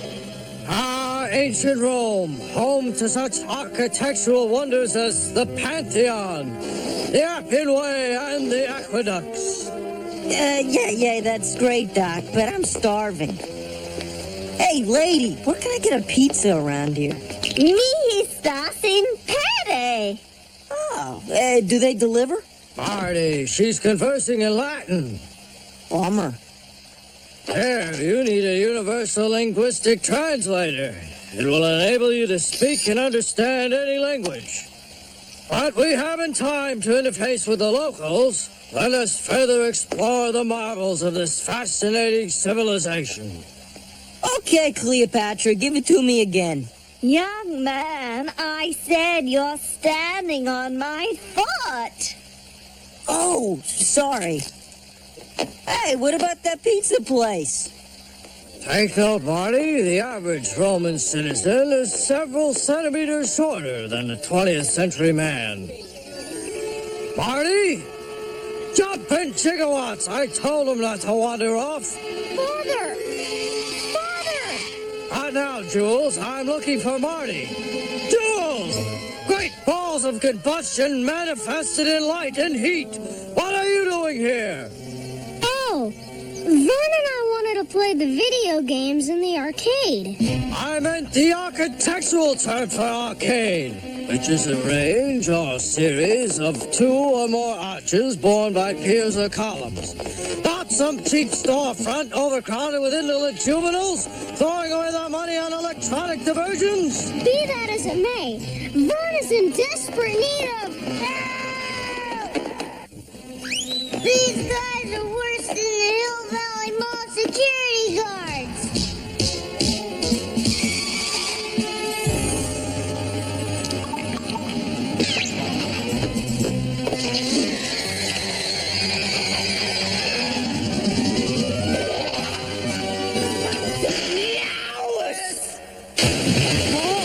You really shouldn't be swimming when there's no lifeguard on duty.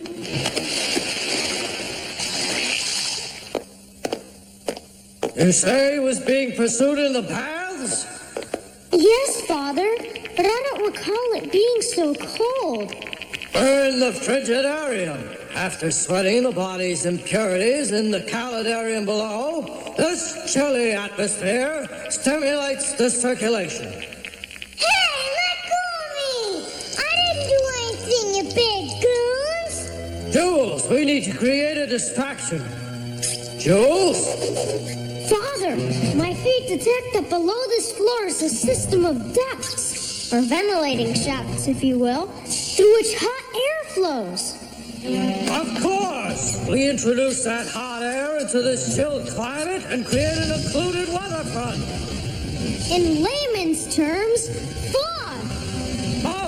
Meteorology. I'm out of here. Where's the boy? Find him. Find him? I can't even find me. And the weatherman said fair and partly cloudy.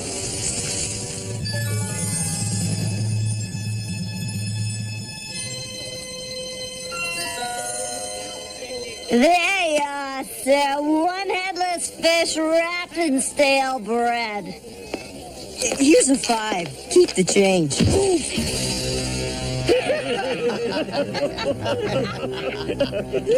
Kneel, simpleton, and bow your head, unless you wish to lose it. Is there a tannin in every century? The name is Antanany. Bifficus Antanany, and what is your moniker, heathen? It's Marty. Cuss. Yeah, Marticus. Marticus? You look more like a tuum de gluteus maximus. Oh, great. This thing's on the fritz. He said tuum de gluteus maximus.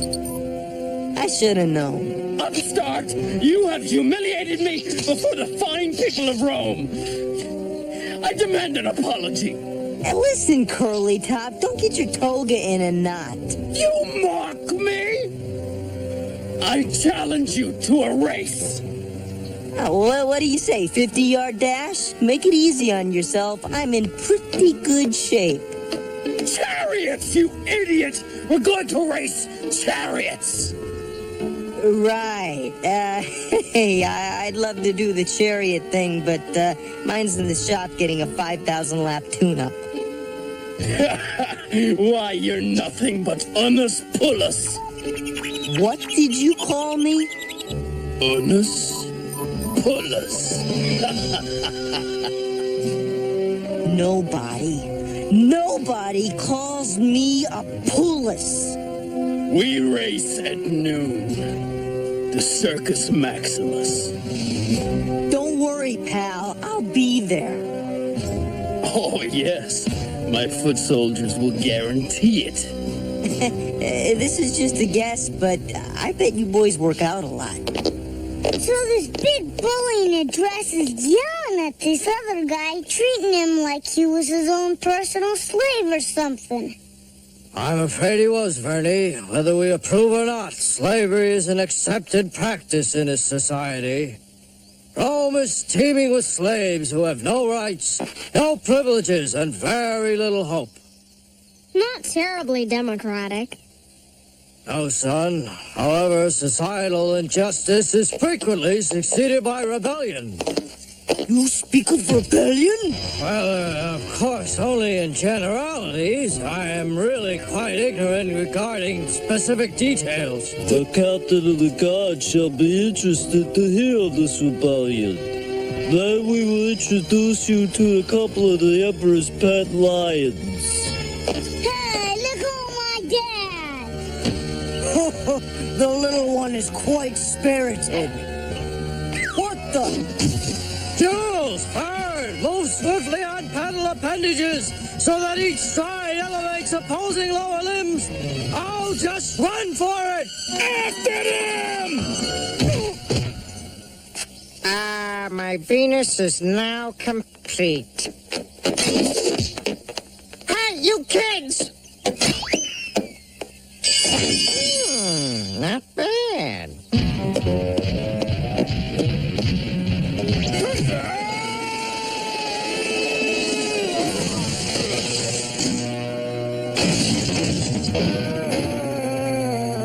Hey, does this make us armed and dangerous?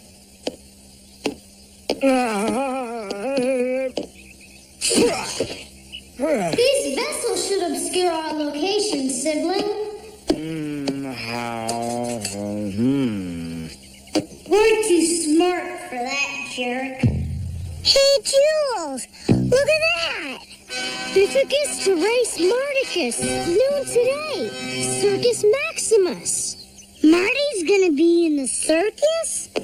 Yikes! Hey, I know you. You're the guy from the baths. My name is Judah. As I wanted to thank you for your bravery, I followed when you left the baths. I'm sorry about what happened to your father. Can you tell us where they've taken him? I can do better than that. Walk with care, young friends. The catacombs were not designed as a means for everyday travel. Are you all right? Hey, Jules! They got a bully alley in this place. A deduction based on what information, brother? I found a bowling ball. The catacombs are the final resting place for many a Roman citizen. Oh, rats. What is your difficulty now, Vern? Nothing. Just rats.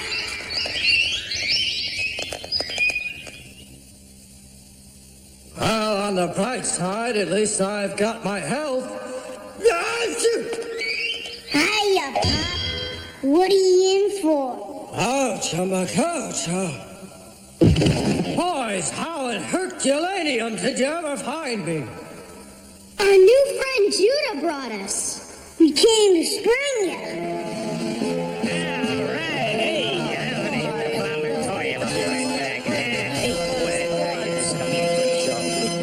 Great seats, guys, but what the heck am I doing here? I thought I was gonna race the big guy.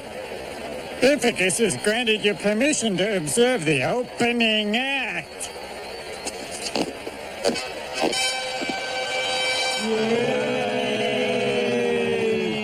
Friends, Romans, countrymen, welcome.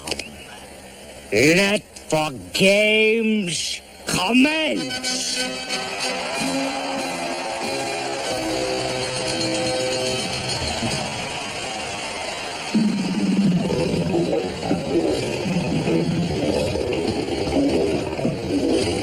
Great! An Italian production of Cats.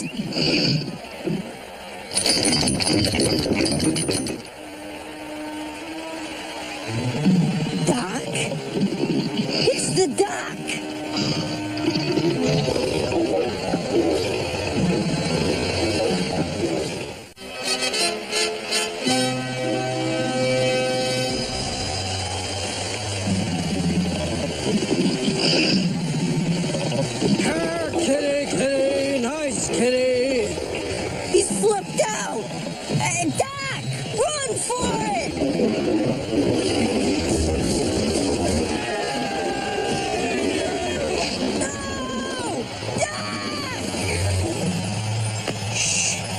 So loud, Mardicus. Now allow me to demonstrate some technical modifications we've made on this chariot. Oh, great, Doc. You fixed it so I can't lose. No, Marty, I fixed it so you can't win. Huh? If you win the race, the Romans will turn against Bifficus. His power is vital in enabling Caligula to become the next emperor. And the ascension of Caligula is the first step in the fall of the Roman Empire. Bifficus must regain his popularity in order to restore the proper timeline. In conclusion, you must race and you must lose. Now, the modification we've made will ensure your safety. For example, last, no time. Here, take this walkie-talkie and call me if there's any trouble. Best of luck, Mardicus. And may the best dude win. You mean lose? Precisely. Any last words before I destroy you in front of the entire Roman Empire? Yeah, just remember, the bigger the empire, the harder it falls.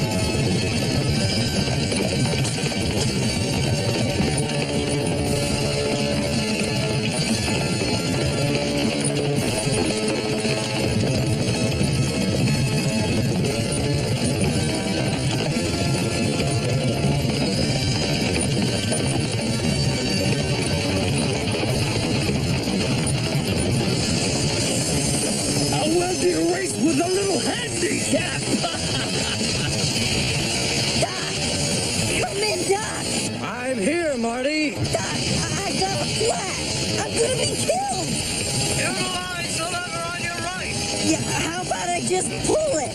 Oh, okay.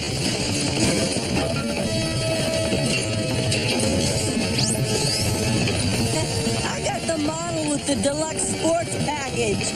Yeah! Doc, I'm gonna win! Marty, don't get carried away. You gotta lose. Oh, yeah! I forgot. The great Marty!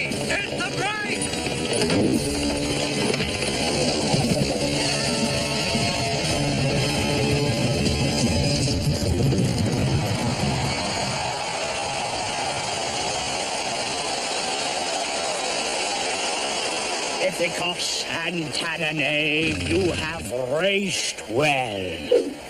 I came! I saw! And I beat him!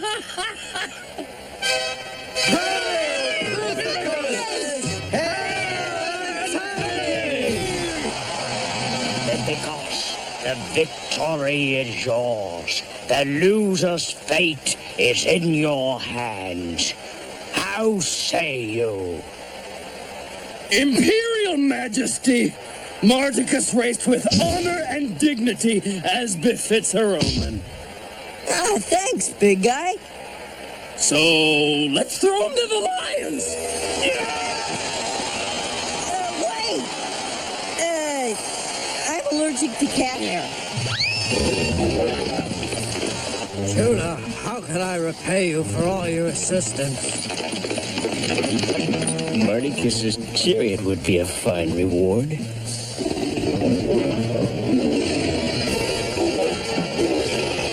Hop in! Your chariot isn't that bad either. Doc! You gotta help me!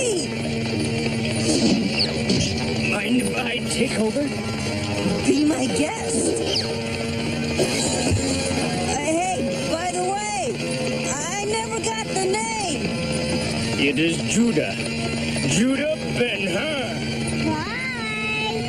Farewell, Judah! Ben-Hur? I know, Marty.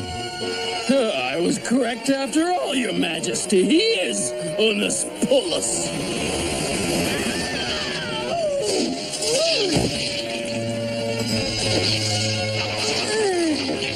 Pergamentum! Ode Pergamentum. And now, boys, it's time to go! Back to the future! Oh, back to town. I still have to return these scrolls.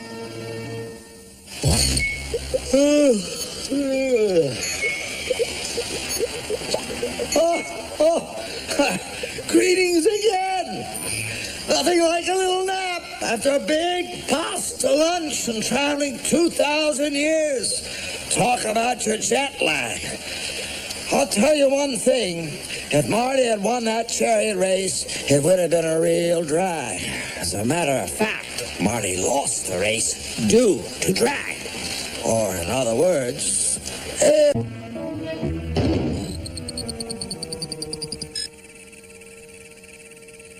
Boxcars! All right!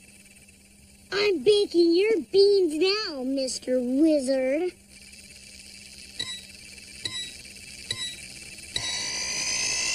Bonehead, move, Bonehead!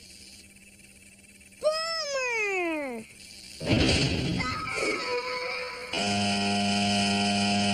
To no one's surprise, you have been defeated once again.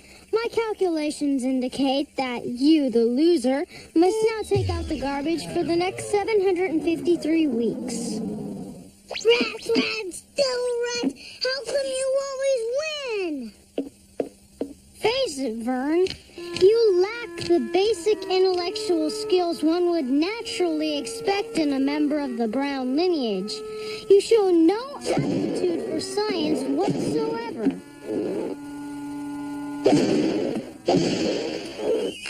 You fail to resemble mother, father, or myself in any of the primary phrenological specifications, and as a capper, Father has failed to provide you with your own personal hoverboard. The conclusion should be obvious, even to you, Vern. You're adopted. Take that back or I'll punch you out. You and what body of organized servicemen? Jules, Vern, hush up your caterwauling and come to supper. That would be my biological mother. Would you care to join my family for dinner? It's my family, too. Really? Then why are there no baby pictures of you? Well, For all we know, you might even be a tannin.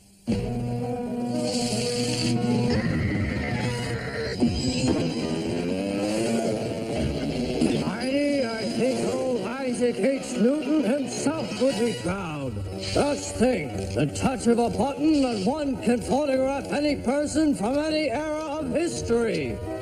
Let's see, who shall be my first subject? Perfect! Inventor, statesman, and philosopher, creator of the rocking chair, the postal system, bifocals, and the man who, while flying a kite in a storm, discovered the true nature of electricity. Benjamin Franklin. Yes, Bernie? No, Bernie! What gives, Pop? Am I a tannin? A tannin? Great Scott! Where did you ever get such a discombobulated notion? Jules says I don't look like you, I'm not smart, and there's no baby picture of me. So I must be a tannin. Baby picture? Oh, this should set your mind at top and gigawatts. Do you realize what that means? No. It's supper time! Hey, what about my baby picture? After dinner, Bernie, as Benjamin Franklin once said, he who can have patience can have what he will. Yeah, great. I bet you would understand what that means. Whoa! Jules is right. I am adopted. And this little guy with the kite must be my real father. Vern and Ben Franklin, Philadelphia, 1752. Wow, I'm a lot older than I thought. Aren't we forgetting something? Yes, I should launder the epidermal surface of my upper forelimbs' terminal components utilizing a perfumed block of rendered animal fat. And where's Vern? I believe he's in the car, about to crash into the house!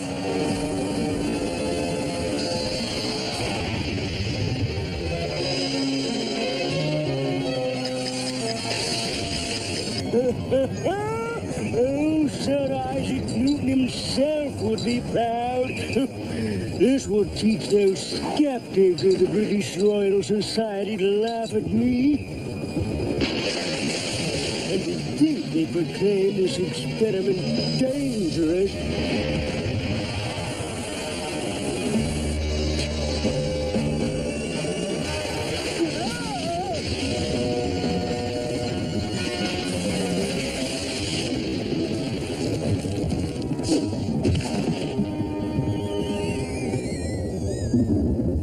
Perhaps I should stick to wood-burning stoves. Boy, what kind of moron would fly a kite in a storm like this? Daddy! Unhand me, lad. I must complete my experiment before the storm abates.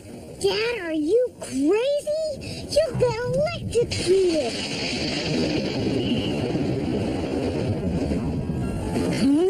The storm is over. The lightning is gone.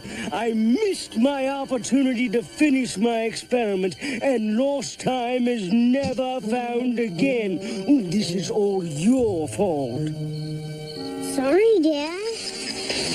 Does every family have a kid that's always running away from home? Yes, but most of them stay in the 20th century. Mother? Father? Perhaps I could shed some light on Vern's disappearance.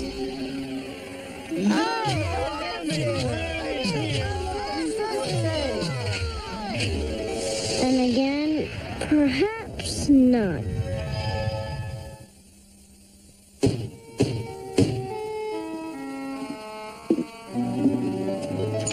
Greetings, Mark. Martin? Hey, Jules, the power's off all over town, and I thought that maybe Doc had something to do with it. Not to my knowledge, which is quite vast. I'm in here, Marty.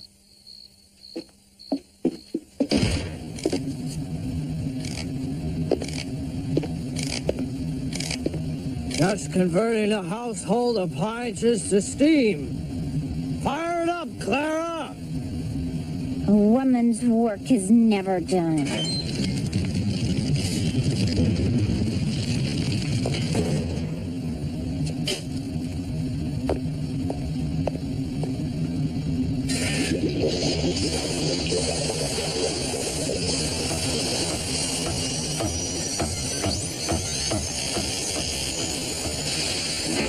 Marty, have some toast. Want some jam with that? No, thanks. I like my toast dry. A message? Perhaps it's from Bernie. Dear Mom and Dad, meet that Dr. and Mrs. Brown. You can't hide the truth any longer. I found proof of my real dad. So goodbye forever, you fibbers. And tell your real son, Jules, he's got to take out the garbage. Heavens to Betsy Ross! I don't get it. What made the little goofball think he's adopted? I may have been the source of Vern's misapprehension. Jules Eratosthenes Brown, I'm ashamed of you. Now your brother is lost somewhere in time with no way for us to find him. Hey, chill out, Doc.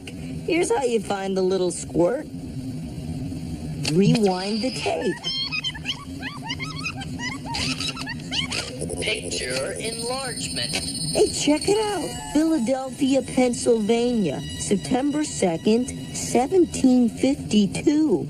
Marty, you're a genius. Doc, you're wrinkling the fabric. Holy Marconi! The very day that Ben Franklin flew his famous kite and discovered electricity, Vern must have interfered. Do you know what this means? No more electric guitars? And if we don't rectify this situation immediately, no more electric anything. Every electrical device will be erased from existence. To the train! Steam-powered, of course.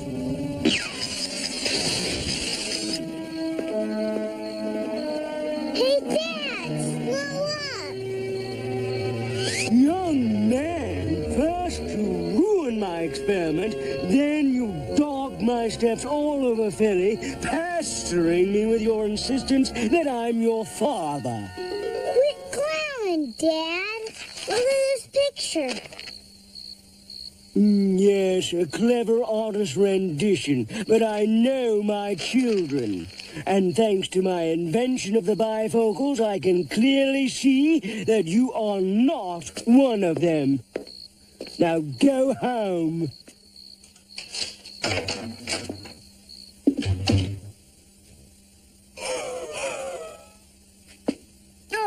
What are you doing here? You said to go home, and my bogus mom always told me to obey my father. Hey, what are these things? Young man, put down those irreplaceable pinions. Don't get your short tail wad, Pops. I'm not gonna break them. Look at me!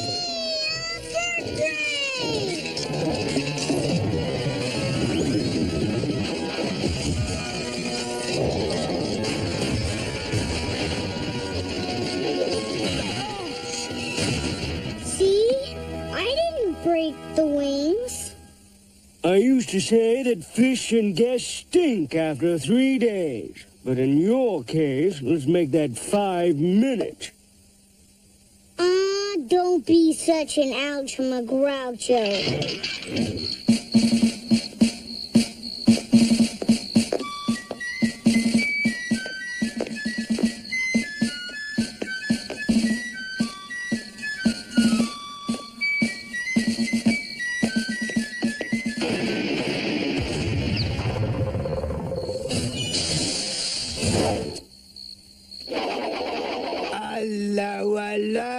So listen, love. And what was all that banging and booming back there? Say, you wasn't involved in some revolutionary action against His Majesty, good King George, were you? Heavens to Kepler, no. We were merely, Just shooting off some fireworks for the 4th of July. Very well then, carry on. 4th of July? It's bloomin' September!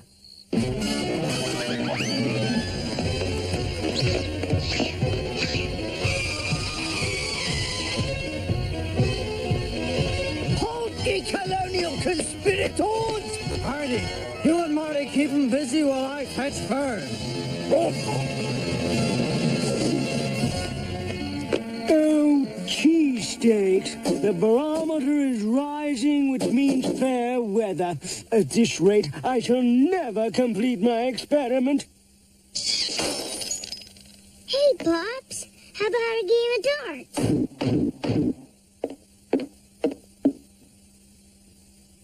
Yes? What do you want?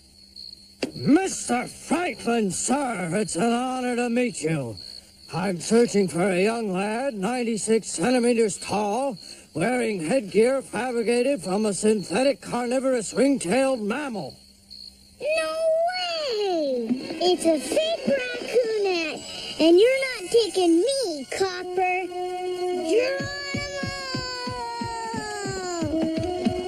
Yes, I'm Apache leader. But Fern, honest to goodness son of mine, come back!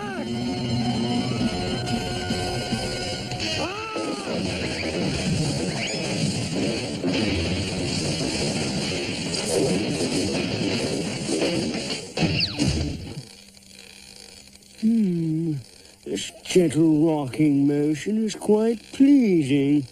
I think I'll call it the to and fro chair. No, that's not it. Aha! The back and forth chair. Yes. Oh, no, that's not it. Move it, Heidi! The redcoats are coming!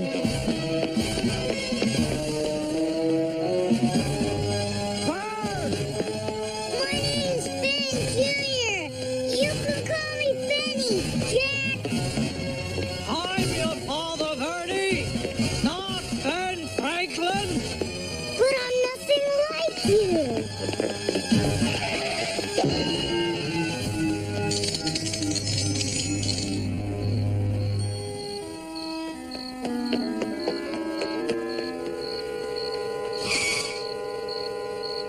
That big cat of mine won't find me up there. Holy Houdini! Vern's vanished into thin air.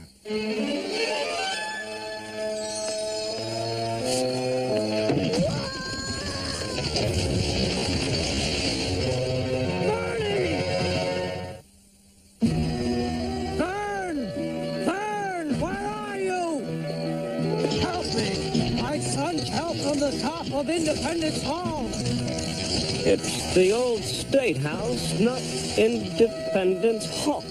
Although Independence does have a nice ring to it. Don't you get it? It's my little boy I'm talking about. My son, my own flesh and blood. He might be hurt. Wow, he really cares. He must be my real dad after all. Dad! Daddy, up here! Not now, Bernie. I'm looking for Bernie. Bernie! Vern, don't fall again! Dad! Help! Hang on, Bernie! I'm not planning on letting go. Don't worry, son, I'm here. Everything's gonna be okie manokie.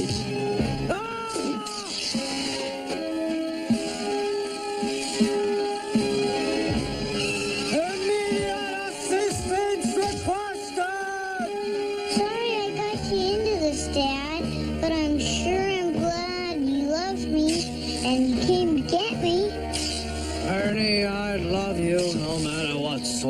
mess you've got me into. Somebody call the fire department! The what? Now see here, you rebel rousers. There's a tax for hanging on that clock. Honey, we gotta do something. Great idea. Ernie, if we don't get out of this one alive, I just want you to know, for your birthday, I was planning on fabricating your own personal hoverboard. Whoa, Dad, way cool. Thanks. I just wish we had it right now. I love you, Barney!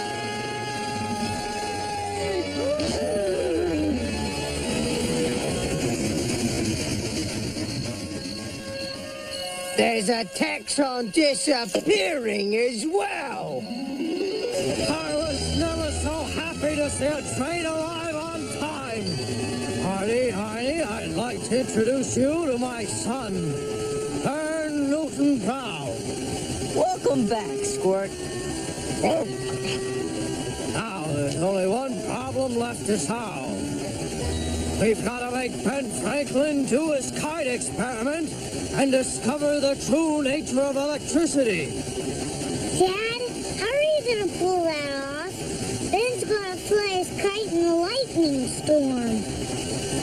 Yeah, Doc, and there's not a cloud in the sky. Maybe not now.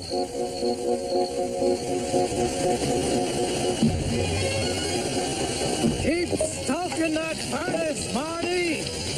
Marty, commence precipitation. Now for the thunder. Hit it,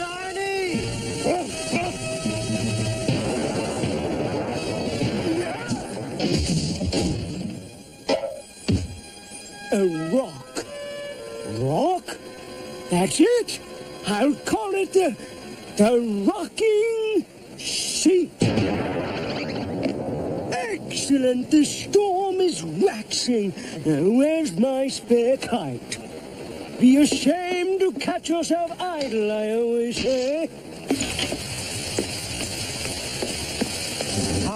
Mr. Franklin's kite, right on schedule. Time for the pest resistance. Lightning! Doc, what is this thing anyway? A Hawksbee's influence machine, Marty! Invented in 1706 by Francis Hawksbee, this device is able to produce great quantities of static electricity by introducing air into a vacuum. Oh, yeah. That's what I thought. Picked it up last week at a flea market. When we get back to the future, I'm gonna need some moose. Now, Marty, charge it! The doors of wisdom are never shut. I was right. The negative charge of the lightning was attracted to the positive charge in the metal key. I was right.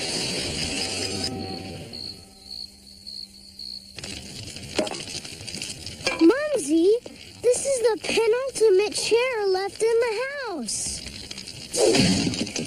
Not to worry, Jules. The chocolate souffle is almost done. And something tells me your father and brother will be back in time to enjoy it. Mom, can I have the last piece of chocolate pie? It's a souffle, you sub-stupid sibling. You may have my portion, dearest, for real. Athlete foot. A totally uncool affliction to be afflicted with. Sometimes I don't understand you modern kids. When I was a lad, athletes were the cat PJ. Oh, the heck of it is, I'm so close to discovering a lotion which should rapidly cure you of the condition. Now that would be a feat. However, the key ingredient is terribly difficult to locate. Could require quite an expedition. Doc, I'll go anywhere to get rid of this stuff. Whoa, Doc, I thought you meant a drugstore way across town. Not the Amazon jungle and... 1532. Unnatural mistake, Marty. Observe our quarry in today's search.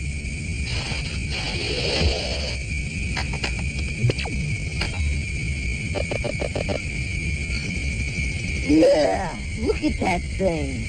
A Bufo Marinus, Marty. Magnificent, isn't it? This now extinct hog not only grew to immense proportions, but, more important for our purposes, secreted an acidic substance from its sweat gland. Which I'm supposed to rub on my feet? Get out of town. Oh, not until you've tried it, Marty. Our search won't be easy. Despite its size, the Bufo Marinus is remarkably shy. Hey, you look like that. Would you come out of the house? Be ever vigilant, Marty. The jungle is filled with species who might find our presence here objectionable. Marty? Thanks for the advice, Doc. Chico, Chico, Chico!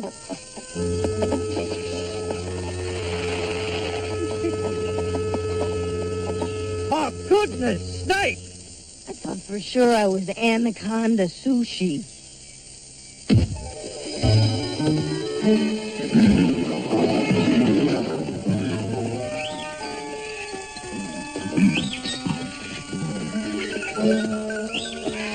What is this, rainforest rush hour? Marty, locating a Bufo Marinus in the midst of this luxuriant flora and fauna will be similar to discerning a sewing implement amongst the proliferation of hewn alfalfa. Or like trying to find a needle in a haystack. That's what I said. Fortunately, I have come prepared with one device which will cause the Bufo to reveal his whereabouts. Aha! Like many animals, the Bufo Marinus has a hearing range far higher than that of humans. This tuning fork will emit a tone which, according to my calculations, should drive the little suckers crazy. Doc, if that's all we need to find a frog, what's the rest of this stuff for? Back up. Besides, once we find the Bufo Marinus, we still have to catch it.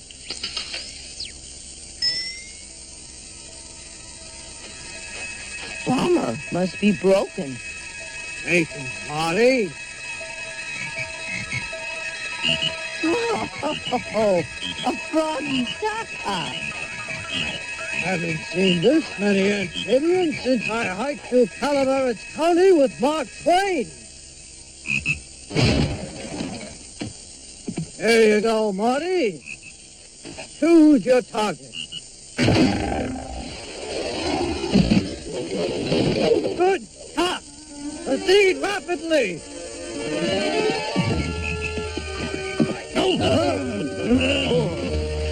Jump and dig a walk.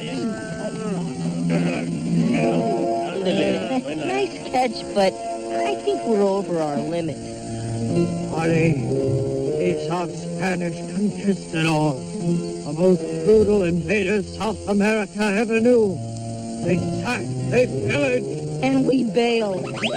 ¡Párate! ¡Párate si quieres vivir! What'd the big goon say? He wants us to stop. Here, utilize these universal linguistic translators so we can talk our way out of this. Terribly sorry about this, sir. Who do you think you are, old man?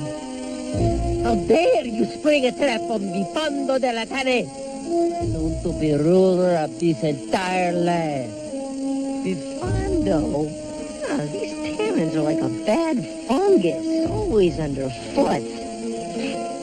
Sire, we were merely searching for frogs. Frogs? Yes, a rare species much prized in our country. Please excuse the inconvenience.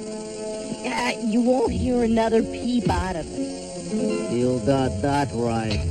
No! Fair then. Go in peace, stranger.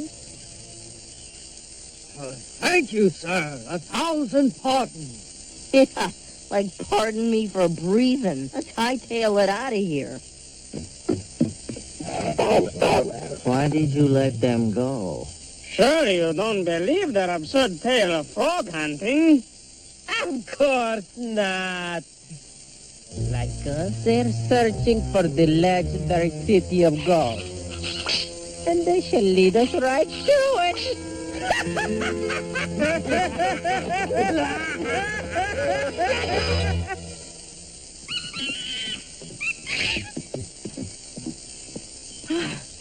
Whoa, Doc, that was close. Closer than you know, Marty. The Spanish conquistadors were not known for their mercy. I say we grab a frog and hit the road. Teleconsultation, I concur. No! On the other hand, we could just hang out here for a while. Doc, who are these guys? Incas, Marty, and they don't look friendly. Gee, you know, there's never a conquistador around when you need one.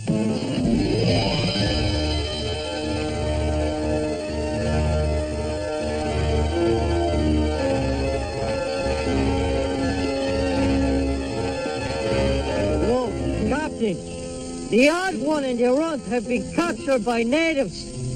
Perfect. We'll follow them at a distance, and then the city of gold will be ours. Back to the future.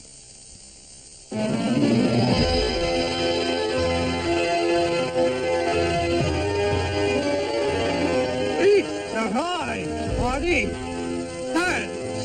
But the lost city of gold is amazing. Most people just get to read about this stuff in books. Yeah, lucky us. I can't wait to tell Clara about this place. You will tell no one. The location of the city of gold is a sacred secret. Oh, yeah? Then how'd you get here, chicken head? And you shall take this sacred secret to your grave. Hey, I can live with that. Whoa! Are you talking death? Fascinating. I've often wondered what the Inca methods of ritualized sacrifice were. Yeah, I'm just dying to find out myself. Behold.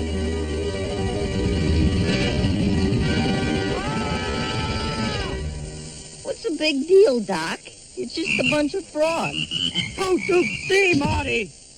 Those are Bufo Marinus, the very frogs we were hunting. So, what's the worst that can happen? Terminal warts? Marty, a small amount of their poisonous secretion will cure your athlete's foot. However, taken in large doses.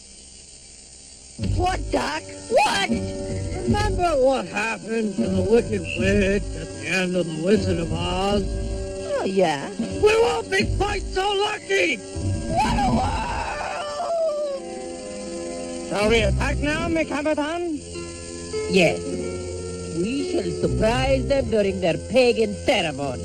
And remember, when we captured the king, the others will surrender. Hey, Doc, even though we're doomed, you gotta admit that tune's not bad. Cockeyed Copernicus! Marty, I just had a synaptic nerve impulse of magnificent proportions! Congratulations! Boy or girl? Marty, I believe I can get us out of this whole fruit preserve made from boiled pulp. Can you create a momentary diversion? Doc, I can hardly stand still, much less create a diversion. My feet are killing me. And dance, Marty! Dance!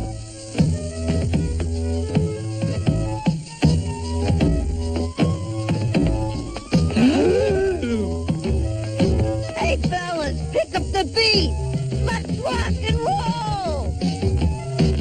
Oh, yeah, that's better.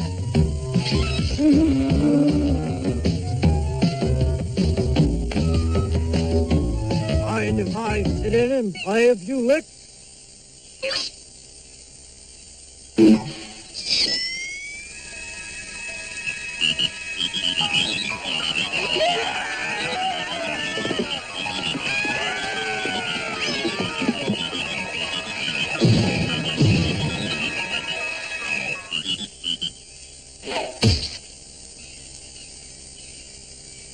Oh, the runt has magical powers in his feet. He controls the great hopping beasts of poison. He won! Call off the sacrifice before the dancing wonder boy turns the frogs on you! Yeah, either they're worshipping us or somebody lost a contact lens. You knockity-knock!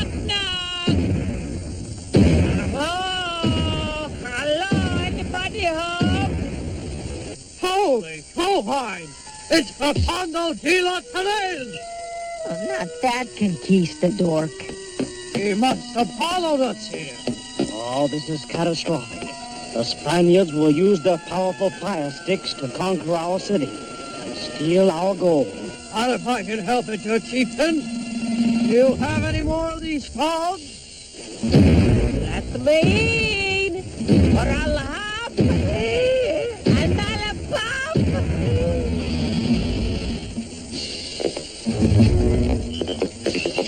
Greetings, Rapondo. I've been expecting you. Just one piece of advice. As you are terribly outnumbered, I'd suggest you immediately retreat.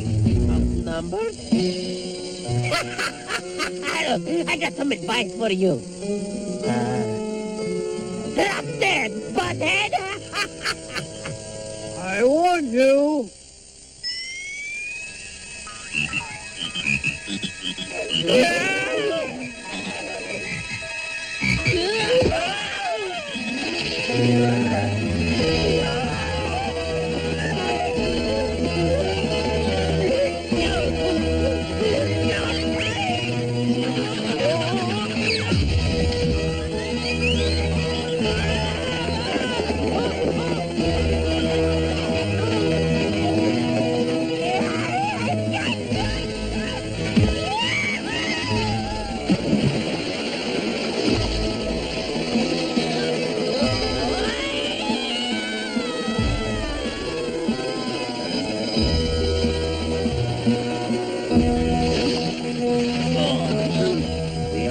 In your debt, oh great wizard.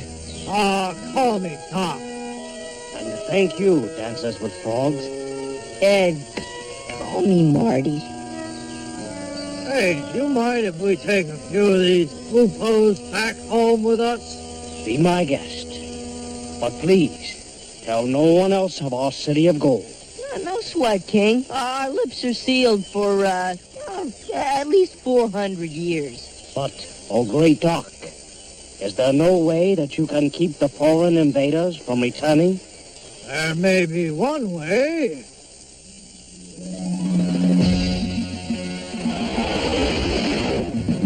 Now to make sure that the lost city of gold remains lost.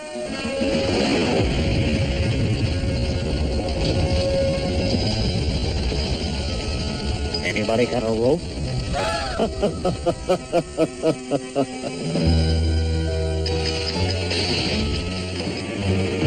Just think, Marty, we've brought an extinct species back to the future to start anew. Yeah, Doc. Can't my feet feel better already?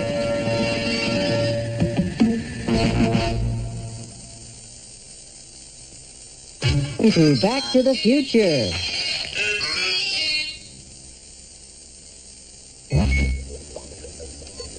Begin transmission.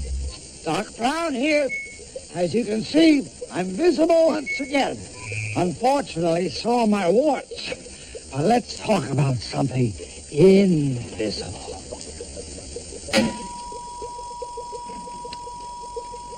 Sound waves. This simple tuning fork was all I needed to capture the Bufo marinus frog. How does it work? This is an oscilloscope, an electronic device that produces a visual display of any sound. What you see on screen is actually my voice, or rather, the sound waves created by my voice. Want to know more? Access Video Encyclopedia Section S for sound waves. Section S. Enter sound waves. Whenever something vibrates, such as my vocal cords, the vibrations are passed on to air molecules. As each molecule touches another, the vibration moves on in a wave pattern, like the ripples on a pond when you throw a stone in the water. Here's an experiment which you scientists of the future can do at home. First, ask your parents for a stemmed crystal glass. Then, let your index finger rub it lightly around the rim of the glass. Voila! You created a musical instrument by setting off a vibration in the glass. Now, the question arises, how do we hear these vibrations? Your ears contain what are called tympanic membranes, or eardrums to you non-scientists. Sound waves travel through these membranes, which are connected to the bones of the inner ear and finally to our brains. And that's how we hear. Some animals, such as frogs, have larger tympanic membranes, which makes them sensitive to a greater range of sound frequencies. Just as frogs are sensitive to certain sounds, so are other animals. For instance, dogs. Behold, an ordinary dog whistle. Its high-frequency sounds are virtually undetectable to the human ear. However, sorry, honey, I didn't realize you were napping. I'm going up. What do you say we dip in a town and run a quick errand? All right, I'm coming. I'll see you in the future.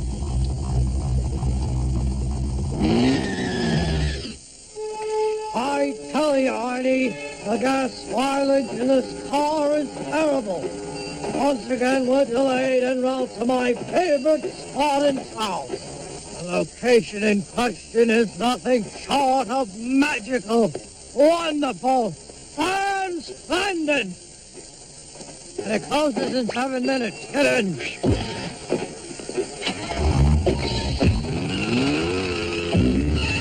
I need if you hang up the nozzle.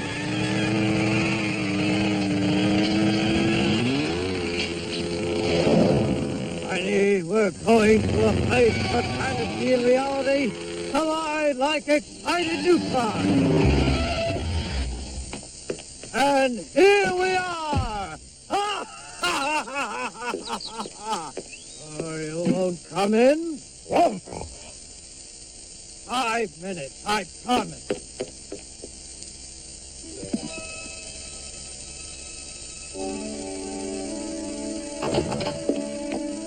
Great Scott! A hillbilly hauntless fall.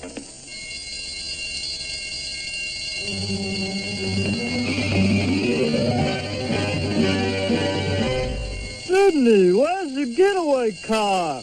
I thought you was gonna bring it, Frankie. I brought it last time. Ah, never mind. We'll take this heap.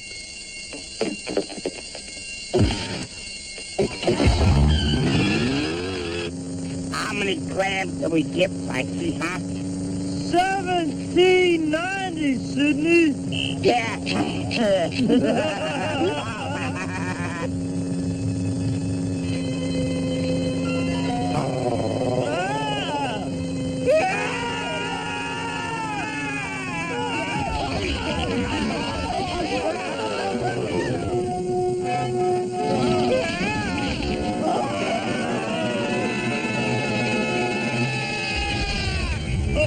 I don't get that.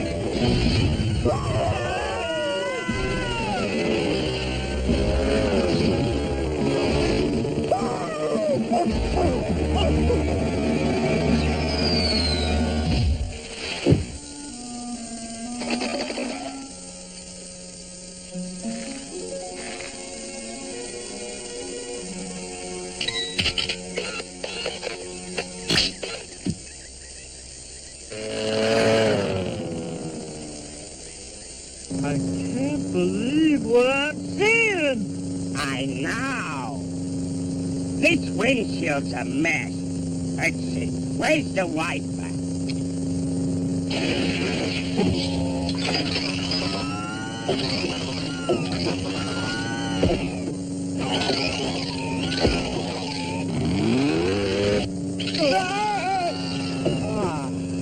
Turn this thing off! Hello, Dr. Brown. Welcome to Sydney, Australia, 1790. At this time, Australia, or New South Wales, was a British prison colony. Prison? The weather, hot and humid. Hope you brought your shorts. Prison?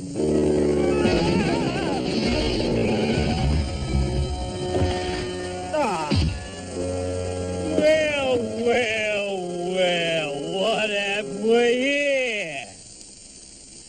Never heard of prisoners breaking into a gaol before. But we're not prisoners. You are now.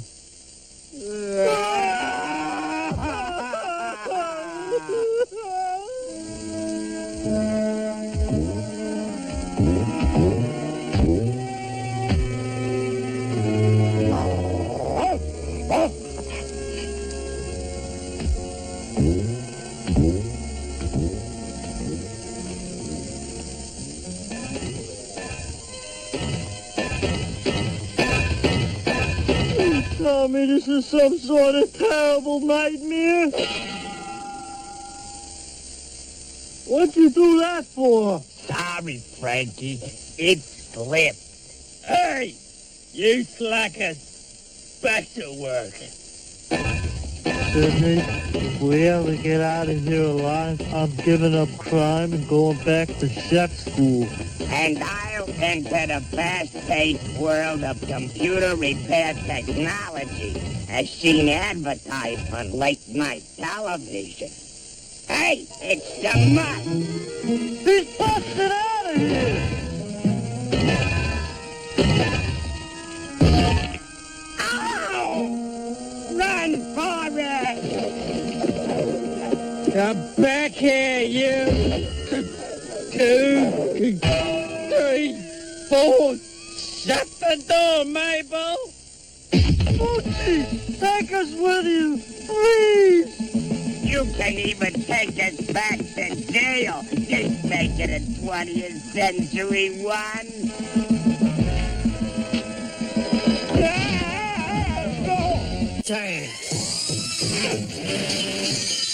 With these eyeglasses, you can hit anything. But Doc, my vision, like the rest of me, is perfect. Your modesty leaves something to be desired. Besides, perfection can only be achieved through practice. Or my latest invention.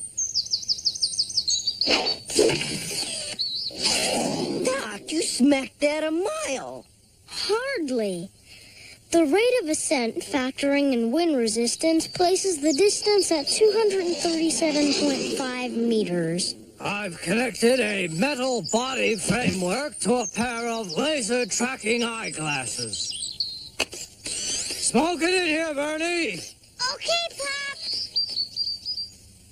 The glasses zero in on the ball, and the framework manipulates your arms, allowing you to strike the spheroid with your cylinder squarely. I've also programmed the control center for other baseball skills, including fielding, pitching, and kicking dirt on the ump. Neato!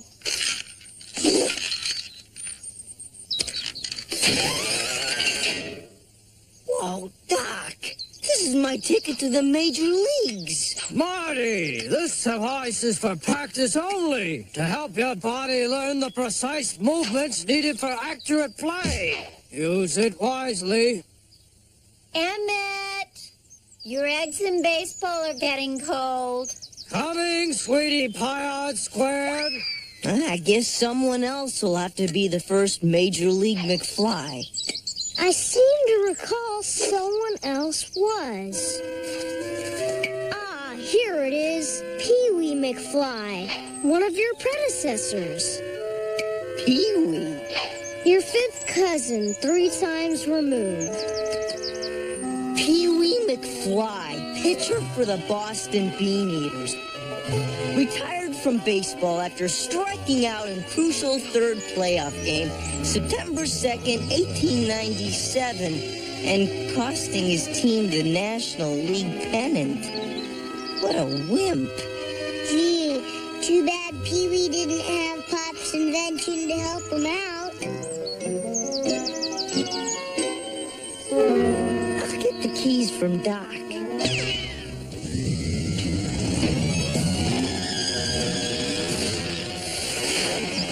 Was Marty taking the boys somewhere?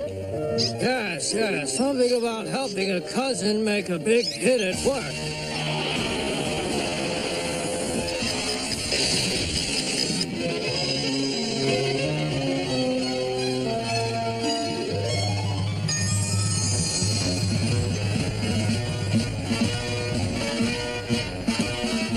Okay, tomorrow's the big game when Pee-wee strikes out. So we gotta find him and talk to him today. Hot dachshunds, get your red hot dachshunds, nip behind hind hip. Oh no, those poor puppies. Prior to the 20th century, hot dogs were referred to as dachshunds. Oh yeah? What do they call hamburgers? German shepherds? Look, Pee-wee's pitching. And he's not too shabby looking, if I do say so myself.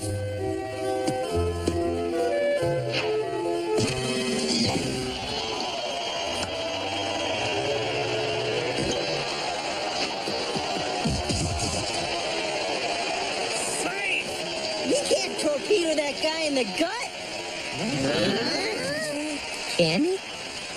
Martin, baseball in this era has yet to evolve into the dignified sport as we know it. Nice steal, O'Brien. Vera. After Boston loses, I'll buy a new ring with my winnings. Now, Diamond Jim, it ain't over till it's over. Lookums, this game was over before it started.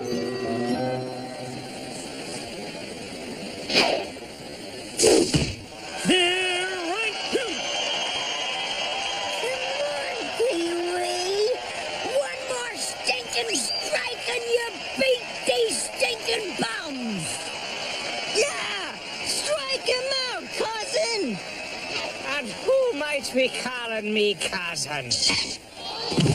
When Irish eyes are smiling.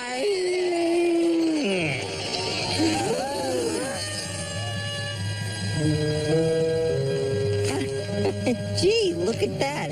I'm in the wrong seat.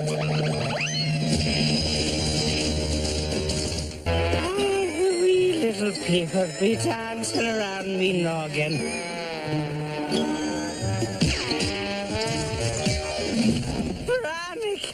Fetch me shillelagh. He's loopy. It seems highly unlikely that Pee-wee will be able to continue. And without McFly, Boston ain't got a prayer. Don't worry, there's gonna be a McFly in this game.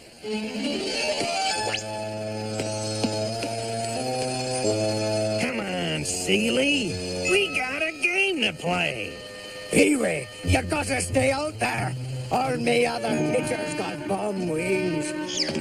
So, Tommy boy, 'twas you who threw me overalls in Mrs. Murphy's chowder.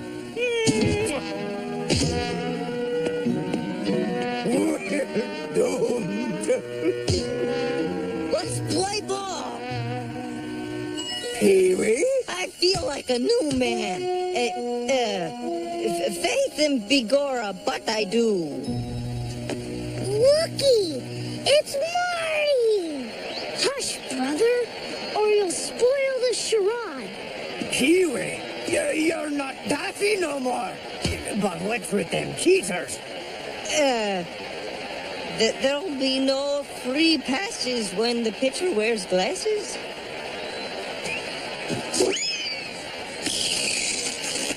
That guy's gonna get a funny-looking sunburn.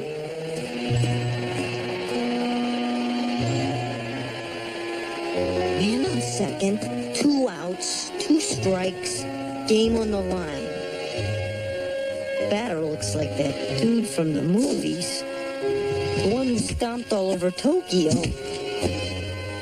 Now for a little high-tech edge. Let's smoke King Kong with the old heater.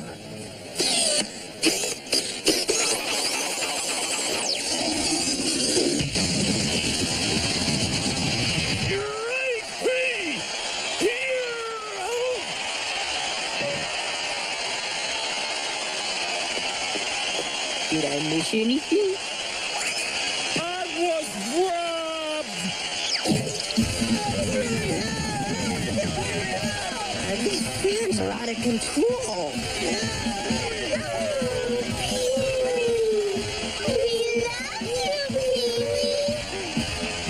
Of course, out of control can be a good thing. There's our hero!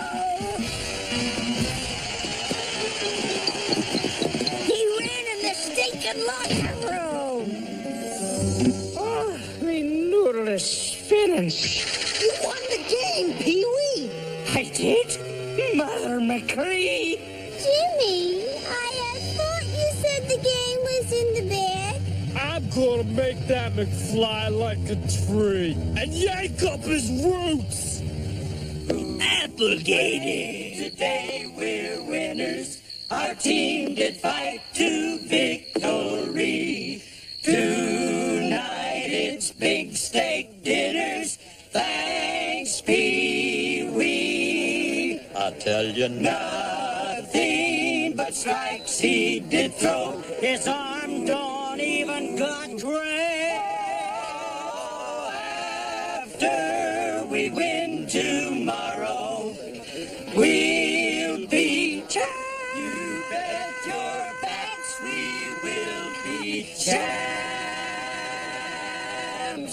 Champs. Boom, boom, boom, boom. More like chumps. Hey, Pee-wee. How come so glum, chum?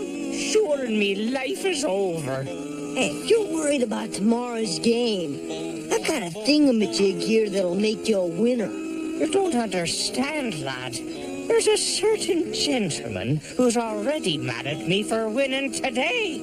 Huh? McFly? Huh? The boss wants to see us now. Hey, you big galoot, we're talking here. Pardon me, Mr. Facelace, but McFly has a previous engagement which has just come up. Safe. What are you little ginks gonna do with all them autographed baseballs? Keep them for 100 years and then sell them for lots of moolah. Very funny. Hey, come on, guys. Pee-wee needs our help.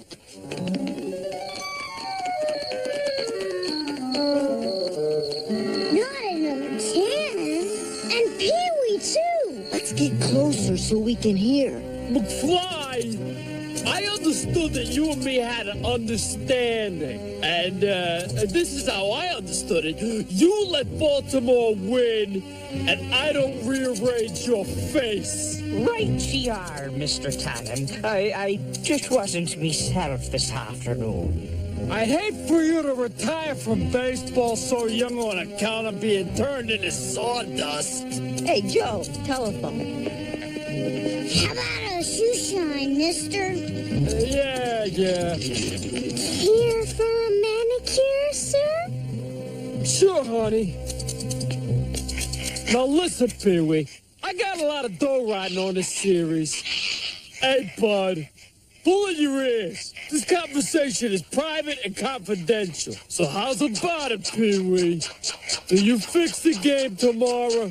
Or do I fix you tonight? Don't you be a-worrying, Mr. Tannen. The game's as good as lost. No, Pee-wee, you can't do it. Hey, I told you to butt out, butthead. At least I'm not a porcupine head. What, you little... Beautiful nails! Shine so thin, mister. That'll be 2 bits. I'll pay you a bit for painting my Tootsie Wootsies. Get 'em, boys! Looks like you need a shave, big guy. I'll get you, you little cheese eaters. Check under the hood? Why, you little punk!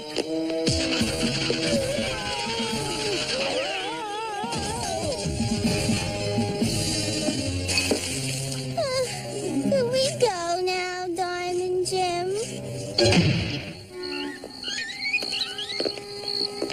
We sure showed that goon. Aye, but still I must throw tomorrow's game or Tannen will have me playing the harp.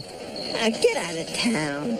Sure, and that's a fine idea. Fairly well, strangers.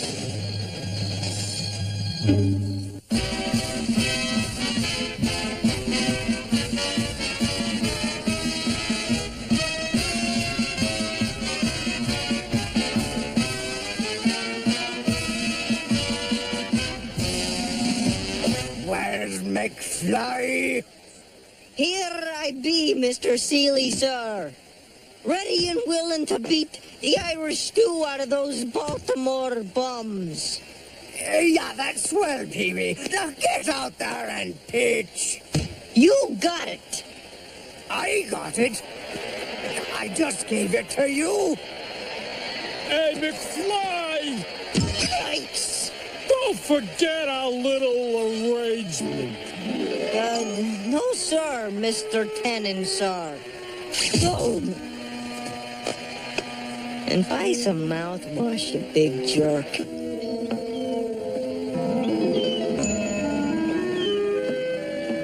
Excuse me, sir. Would this be the freighter to take me to the Emerald Isle? Nah, it's going to Ireland, and no passengers allowed, unless you're a potato.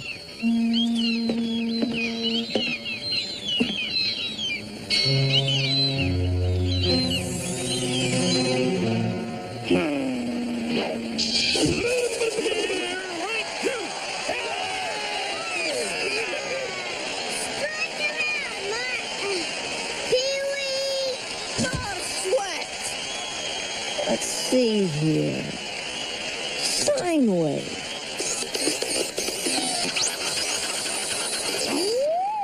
Father is such a genius. A perfect sine wave.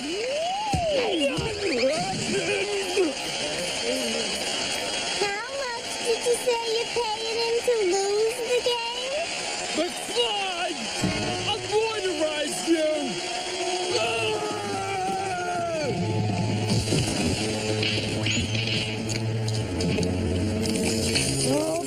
Sorry. Alright, you crazy crank, yeah, you've had your fun. Now it's off to the pokey with you. I'll plug you, yeah, McFly! Oh, bummer. Come on, McFly. You're holding up the game.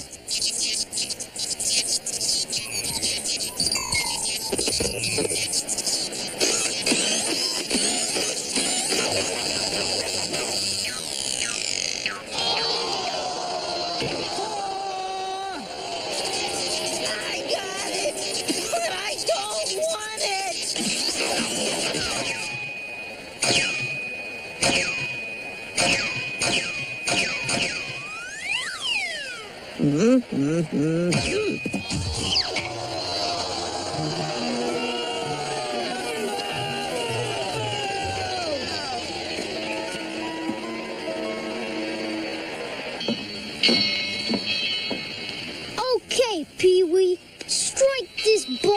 to bum out. Here comes the McFly Express.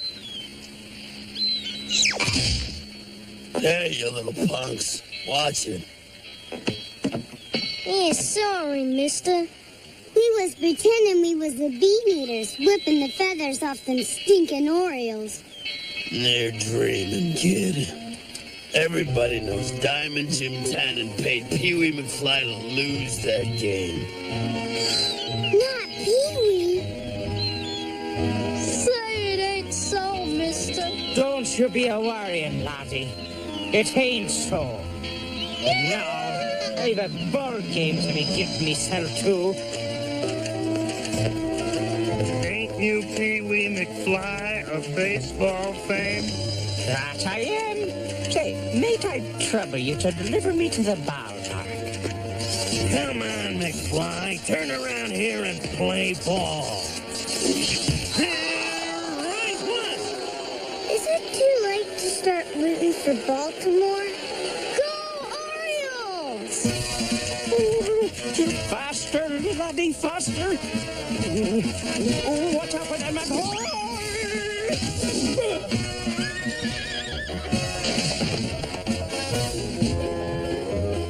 Come on, McFly! Knock McDougal in and it's a tie ball game!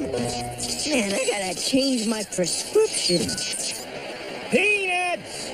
Hot Applegator!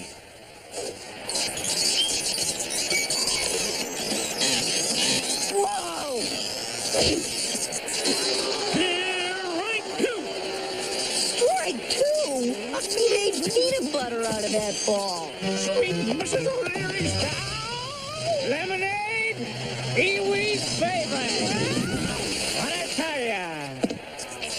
Hey, you need these glasses more than I do, Walrus Face. Listen, you little tea-hound. Get back in that batter's box or I'll throw you out of the game. Ow! I'm coming, Mr. Umpire, sir. Hey, it's Pee-wee! I knew he wasn't a coward. Hey, he's a McFly.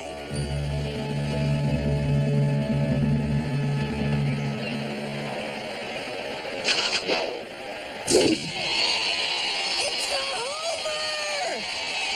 Let go of me, you flatfoots! I didn't do nothing. Tell him, Vera. That's Officer Muldoon to you, Tannen. And I've got enough evidence to knock you out of circulation forever.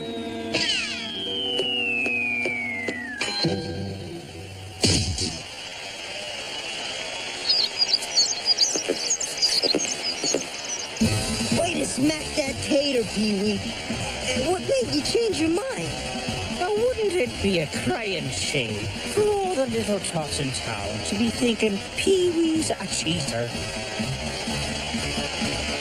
Observe, my baseball card now states that Pee-wee was the hero of the 1897 Championship Series. Yeah, and watching Pee-wee at bat gave me a few tips. I guess good hitting. Home runs in my family.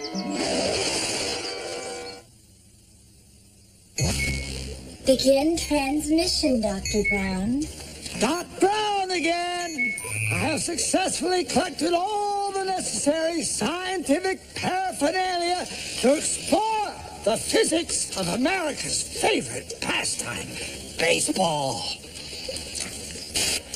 A bat, a ball and mitt,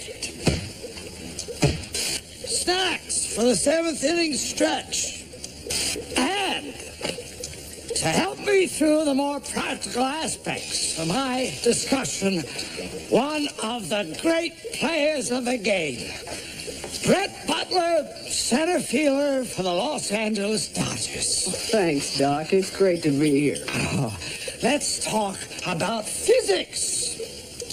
The big mystery.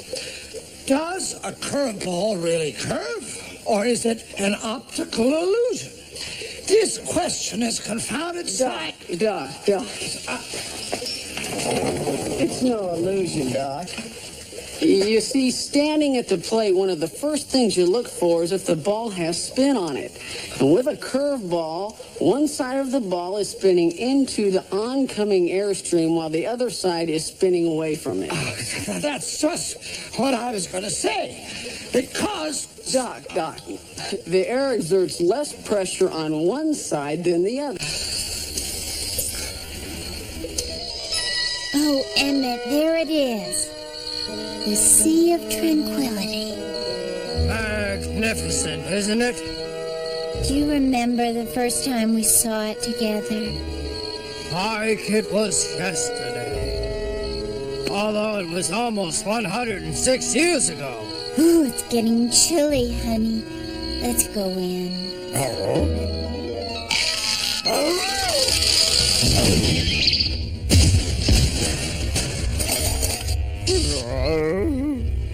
Accelerate, Mother. They're descending. There!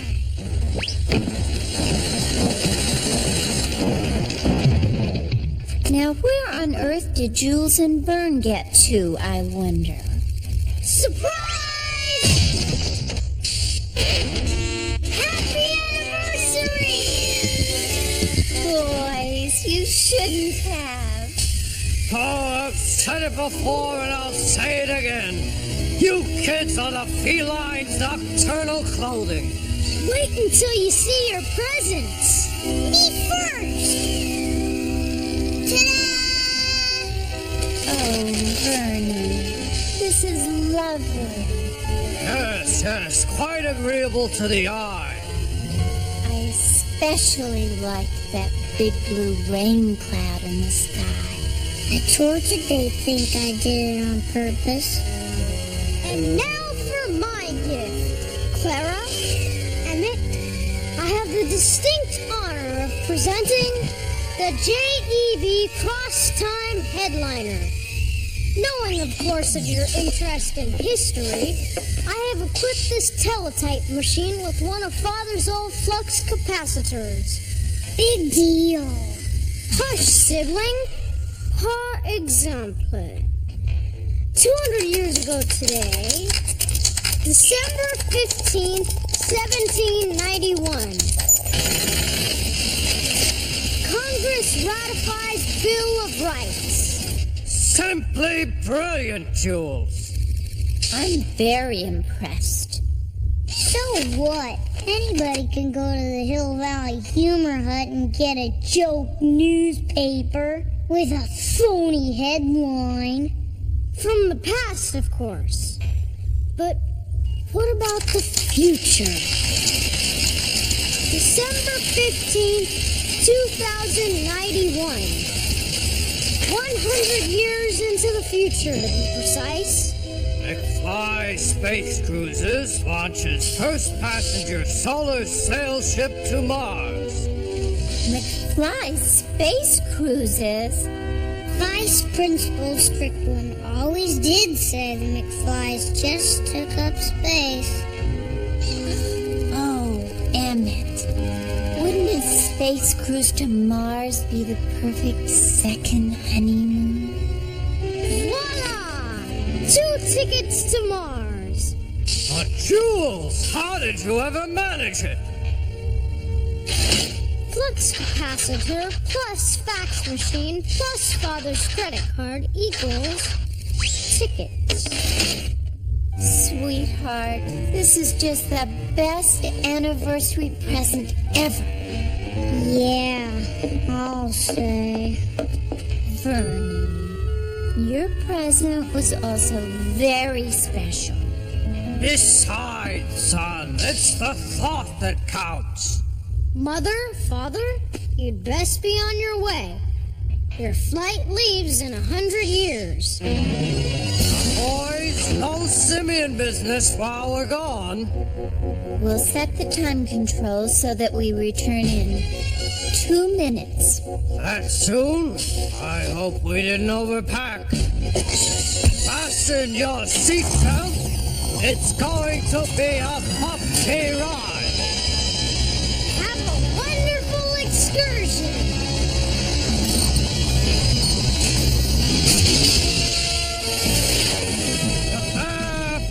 after all displacement.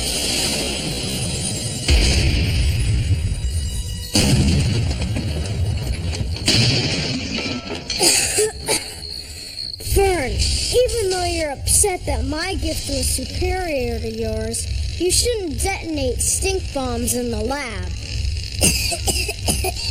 Don't look at me. It was your dopey machine. Gadzooks! I left it on. Gee willikers! McFly's solar sail ship lost in space. Sabotage suspected. And it's dated December 16th, 2091. The day after Mother and Father's flight. Way to go, Jules. And you thought my present was crummy. We must hasten to the future.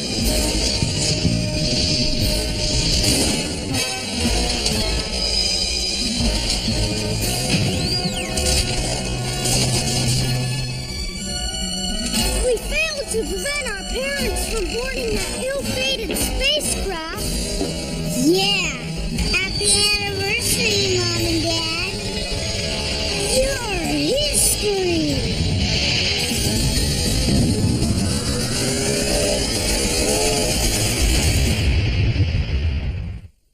Back to the facts.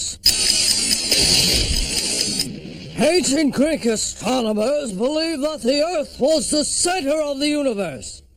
The Greeks knew that the moon revolved around the Earth, but they thought the sun and the other planets did as well. Ha ha. Destination accomplished. Hill Valley 2091. No way. It looks just the same. The clock tower.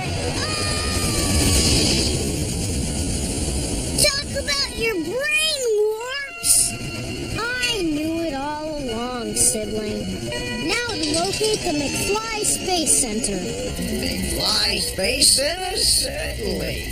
You just turn left at the 24-hour cloning shack and take the tunnel tubeway. And thank you for utilizing Irving Infosystems. Thank you, Irving. Emmett, that must be the tunnel tubeway yonder. Either that or it's the world's largest box of straws. Welcome to the tunnel tubeway. I'm your guide, Greta. State your destination. McFly Space Cruises, please. Any sign of our parental unit? Looky, a DeLorean. But why would Mom and Pop drive into the sewer? McFly Space Cruises. Estimated time of arrival, 8 seconds. 8 seconds? We must be close. Humanoid hooligans. They failed to register their destination. Detour to the Violation Center.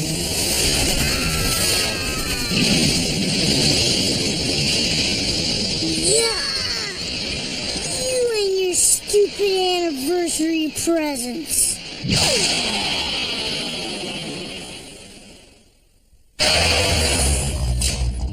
I'm glad to see that Hill Valley finally got rapid transit. Hello, I'm Peter Pocket. Please step clear of the vehicle.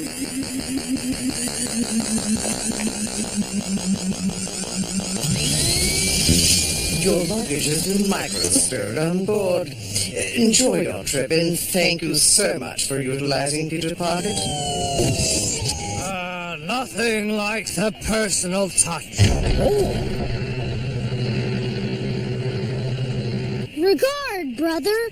That must be the sail ship launching site. Hey, taxi! McFly Space Center! And hurry! It's a dead end. Hi, I'm Tony. Tickets? A doctor? Well, we hope you and Mrs. Brown will have a terrific flight. So,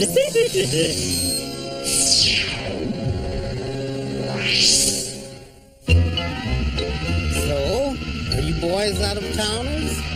More precisely, out of timers. Step on it, Mac. We got a solar sail ship to catch. Okay.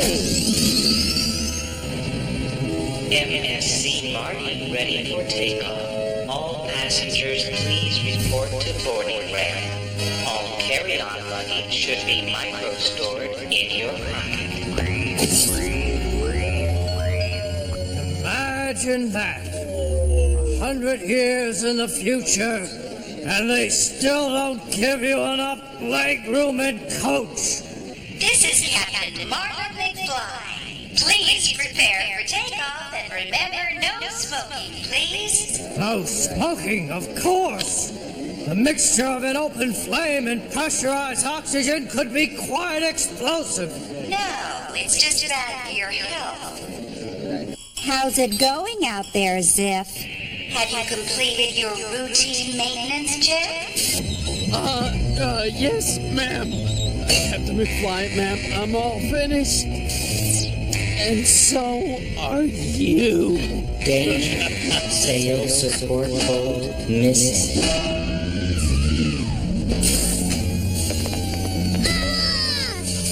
Hey, you two slackers. That'll be $275. Not to mention my tip. Hasta la bye-bye, suckers! Commence magnetic gain sequence. Aye, Captain McFly. Beginning launch procedure. Most dire disaster! The solar sail ship is taking off!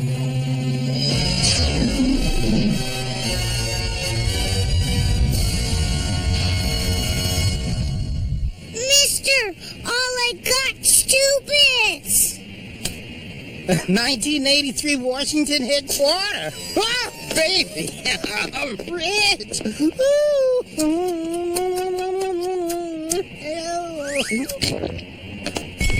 Hi, I'm Tony. Ooh, you missed your flight. We must speak to someone of authority.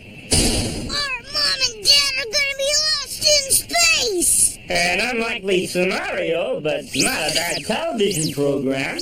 No, the MSC Martin has been sabotaged. Sabotage? Sabotage! Sabotage! All right, who said the S word? We have proof of the aforementioned claim. Read it, you weep, you big goons. Solar sail ship lost in space? Hey, this paper's dated tomorrow.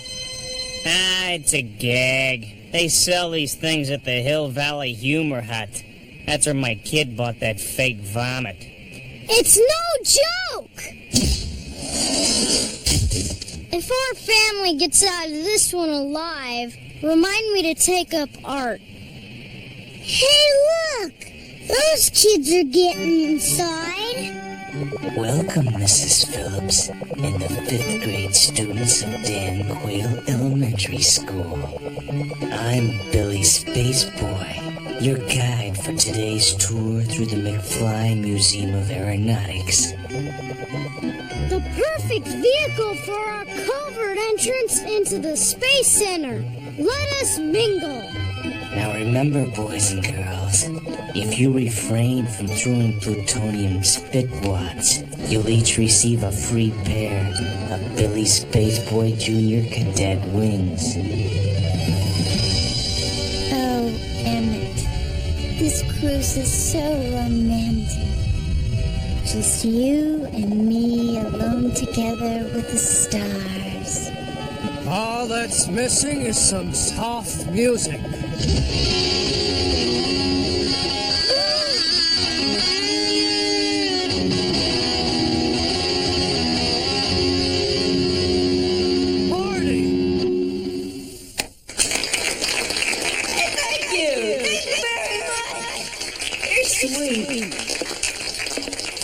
Marty! What off earth are you doing here? Chill out, will you, Pops? Don't smash the rhinestones! What is it with you oldsters and this McFly guy anyway?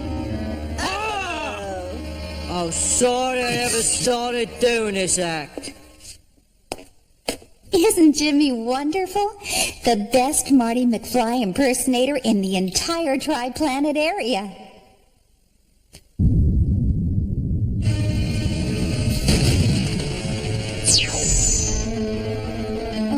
Great-grandfather would be so happy that his music lives on. Captain McFly, please come to bridge. Code 27, if you know what I mean. Gee, excuse me, folks, and don't worry. We're not gonna crash or anything. Captain McFly, the sails are down. What do we do?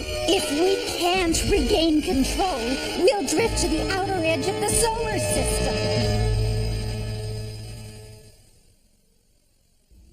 Back to the facts.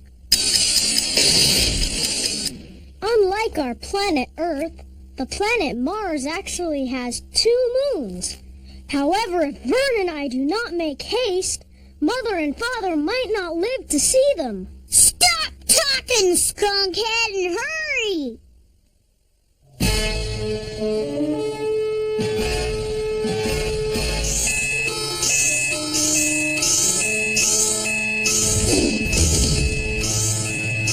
Oh no! It appears that Marta's little space cruise is in trouble. We'll just have to fix that. Was that the alarm from the embassy, Marty? No. It was just a little, indigestion. Everything's, all right. Something's wrong with the solar sails, and our booster rockets don't respond. Is anything wrong, Captain? No, not at all. We're just drifting helplessly through space, that's all. We're doomed.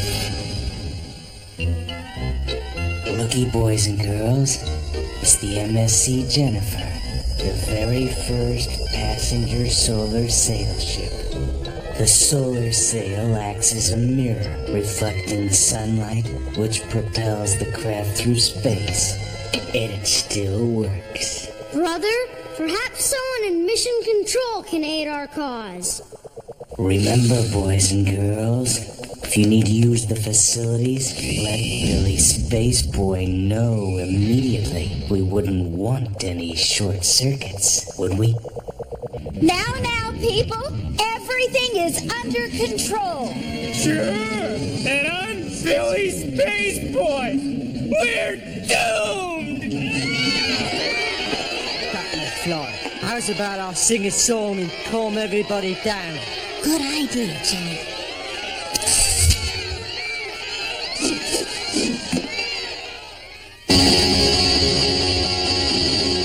If only there was something we could do!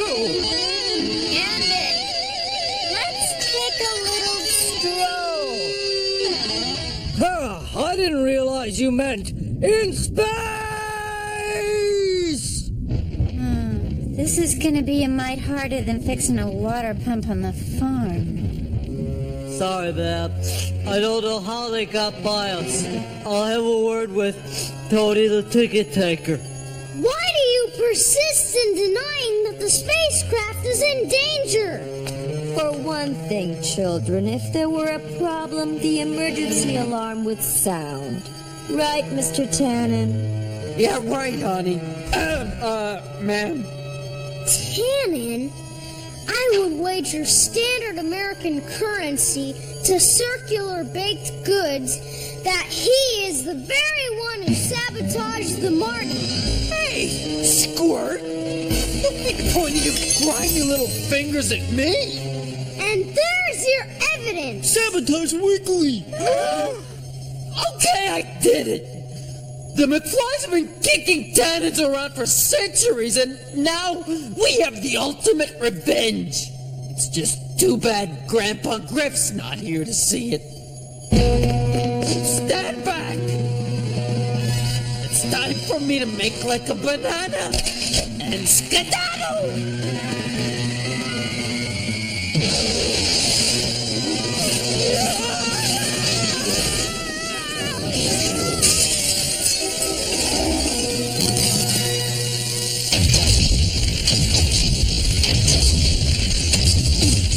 Unauthorized guest is Grandpa Griff Cannon himself. You blew it, didn't you, butthead? Hand me the cobalt blue, please. You kids were right. Their sales are down.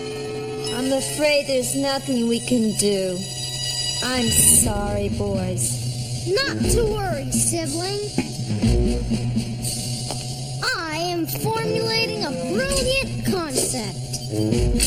Who cares? What we need is a good idea. Oh, Emmett, it's no use. We just don't have the equipment to repair the other sail.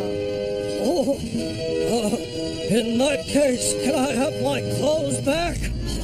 I can't believe we'll never see Jules and Vern again. Don't start me crying, Clara. I'll drown. Emmett, look! Papa and Copernicus were saved. It's Mom and Dad! Huzzah! Adding rocket packs to the Jennifer was genius. I told you playing video games would pay off. Hey, Jules, watch this! Yes, quite pleasant. Thanks for the toll, boys. I'm so proud of you. I'm busting my button. It's more like you busted your britches, Pop. And Mother, Father, I heartily apologize for all of the trouble brought on by my anniversary present. Ah, honey, it's the thought that counts.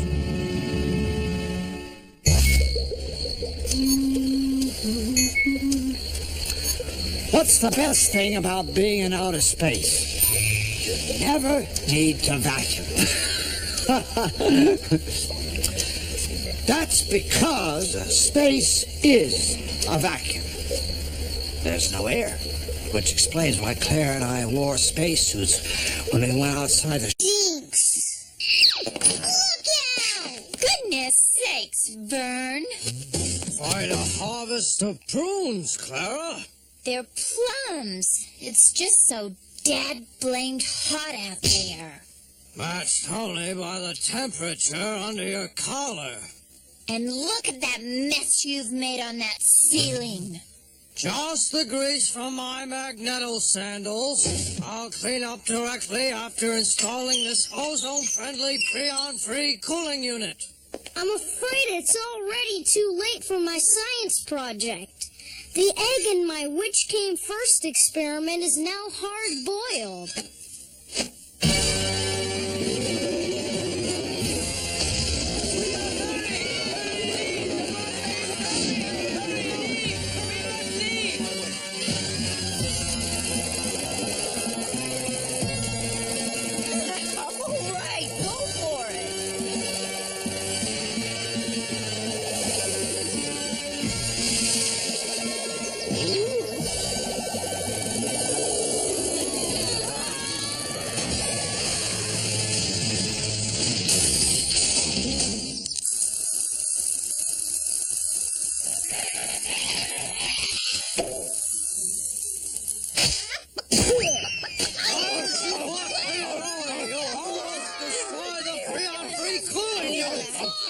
Great Scott! What's transpiring here? We're at each other's tracheas. Yeah, and next we'll be going for each other's throats. Well, maybe if it weren't hot as the dickens. That's it! Mother has pinpointed the cause and the solution in one concise, worn-out cliche. It's the heat. What we need is a little Christmas spirit. And I know just where to get it.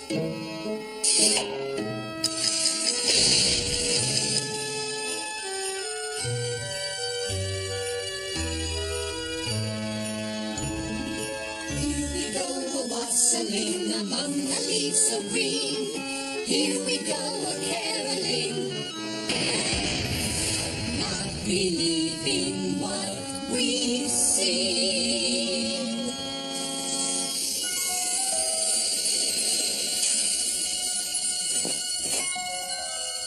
Clothing conversion coordinates set. Oh. Father, might I look after the automobile keys? I don't know. I'm using Grandpa Clayton's watch fob as a keychain, Julie. It's Jules, and I wish to be regarded as a responsible member of the Brown family. Ah, son, you seem to grow older even when we go back in time. And I shall guard the keys with my life, Father. Emmett, come look at the view. Yes, it takes my respiration away. What do you think, Marty? I agree, Doc. Totally awesome.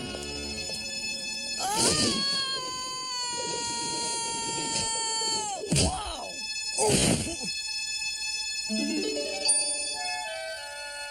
Where in the name of... There he is. Is he hurt? Only his pride. Father, observe the quaint mechanical play devices. Cool! Why, they're colder than cool. These gadgets are ingenious. Holy bovine! I had a similar plaything when I was but a lad.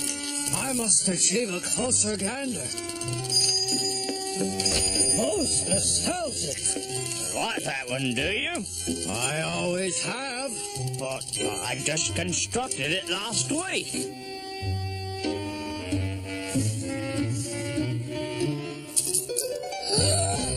Jules! That punk stole the car keys! Right, Scott! We better tell Dad! No, this is my responsibility! Halt, you juvenile miscreant! Jumping jingle bells! We'll return straight away, Clara! Well, Fetwick, your time has run out. Mr. Cannon! Cannon? It figures. Your mortgage payment is 1 hour late. Hence, Epiphany's Cannon is foreclosing and sending you to debtor's prison. No! Well, what have we here? Leave her be! She's merely a customer. And a right comely one, too. Don't touch me, you old buzzard.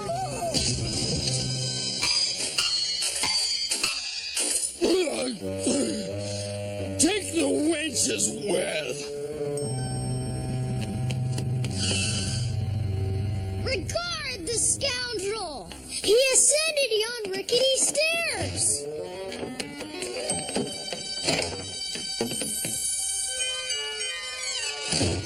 Hello.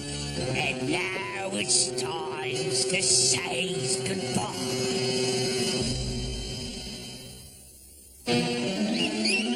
Observe the bright side, brother. We have located the young ruffian who pilfered the DeLorean keys. Big stinking deal.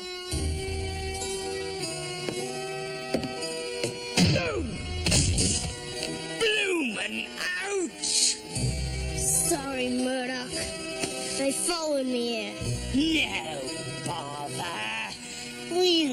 get rid of 'em, same as the others.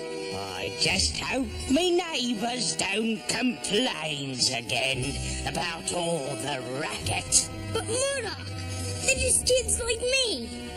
Perhaps they could earn their keep picking pockets. No way, Jose. Brother, it may be our only hope to recover the stolen keys. Yes way, Jose. I don't know.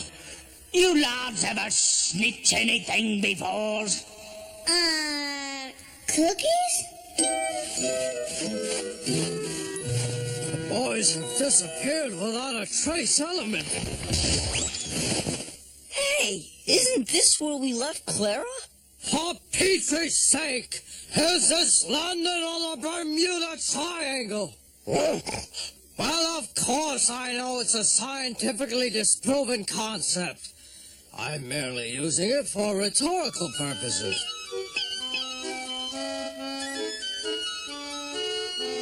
Beg pardon, kind carolers, but might you have knowledge of the toy shop owner's whereabouts? Although 'tis the Christmas season, the Fedricks are all in prison. The mortgage, it was the reason, said old miser Tannen.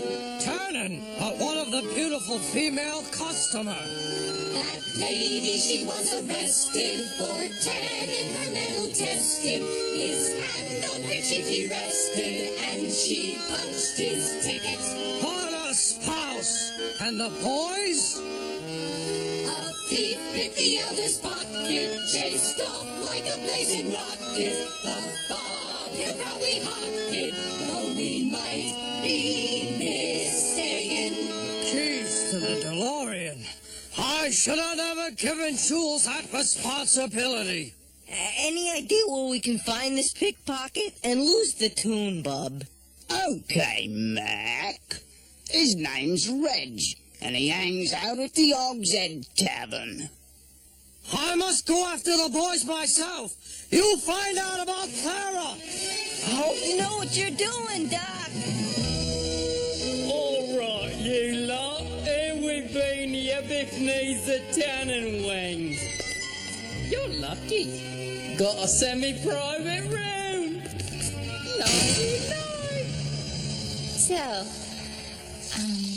been here long?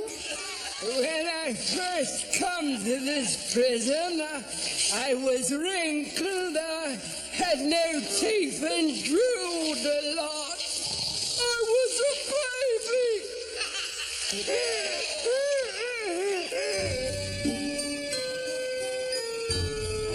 This must be the place, Heidi. Tough customers indeed.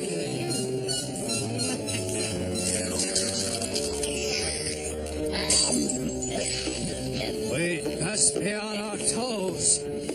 Those of us who have toes. Hey, move it! Move it! You're blocking the target. Perhaps you can help me, my good fellow. Oh, doubt it. I'll shove a sock in it, Crusher. Crusher? That's what he does to bones. Cease that, Arnie. Arnie? That's what he sits on. Now then, kind yet unkempt sir, I'm seeking a young pickpocket with the moniker Reg. Perhaps I might be able to help you after all. Oh, 'tis the poor man's department store, lads. Wonderful selection of merchandise and all self-service at that. Here, give me a show, Reg. Back in a jiff, mates.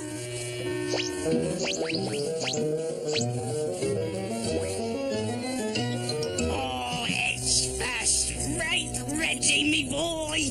All right, Danny, you're next. Okay, but under protest.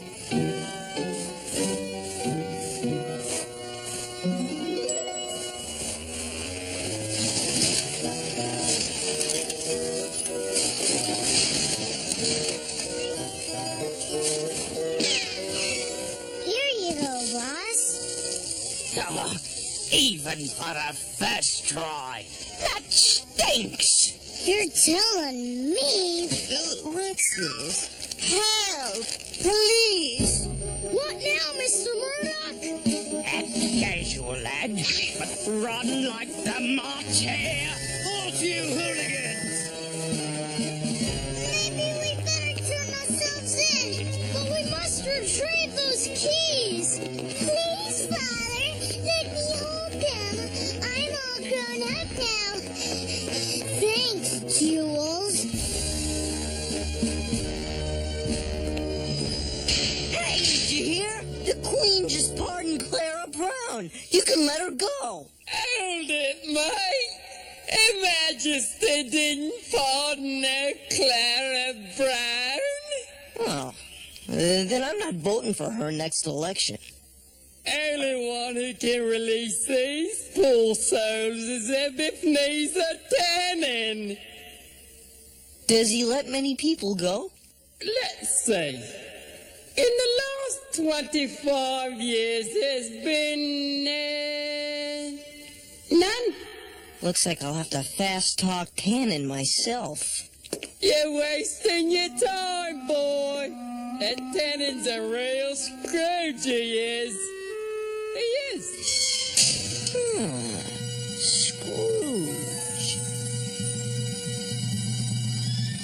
Here, you boys scrub the floors while I lay down and rest me thinker.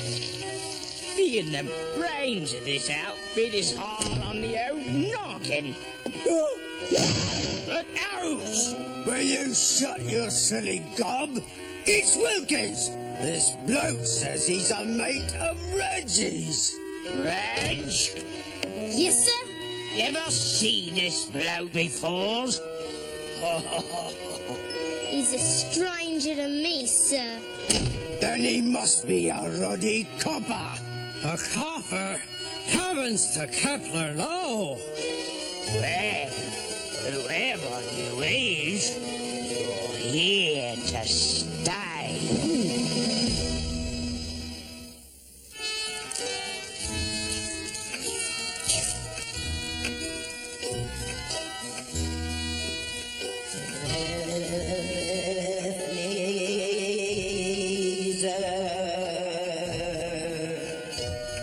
Who's there? Who's there, I say?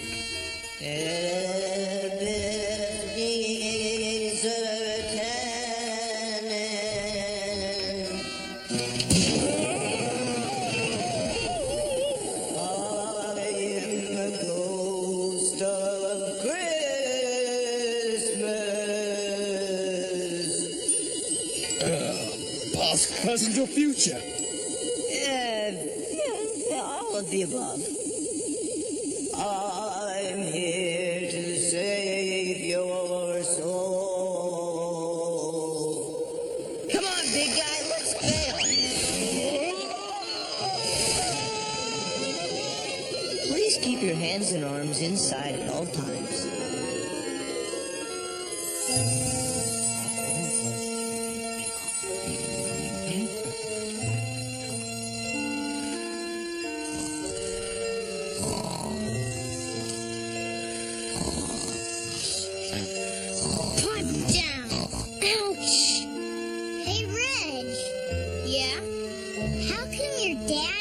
Sleep on the floor.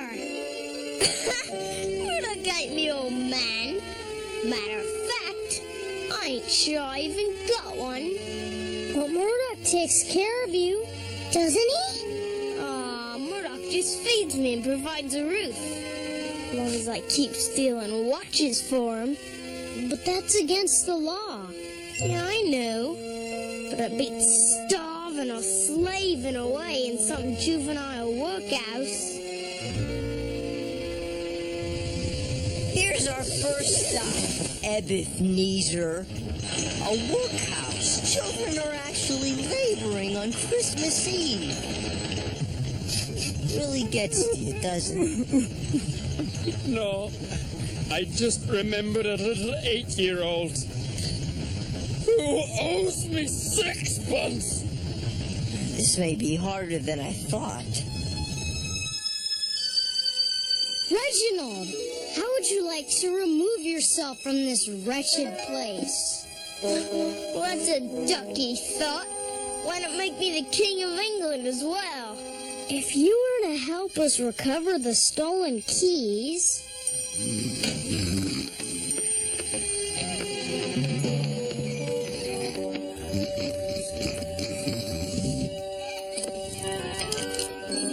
You're so stinking lucky, Jewel. Hush, Vern. We must be extremely quiet. Father! I've seen more stars than Galileo. Oh, no, no, no!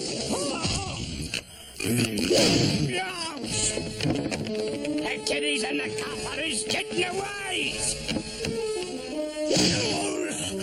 We've got to find a taller hideout. Dinner in a spiffy, me dears. And now check this out, Ebenezer. No proper home, and dinner is a few chestnuts. Ebenezer? Give me them nuts! Make me hungry. Hey, Danny! Chill out! Was an angel. Some angel. He strewed me nuts all over.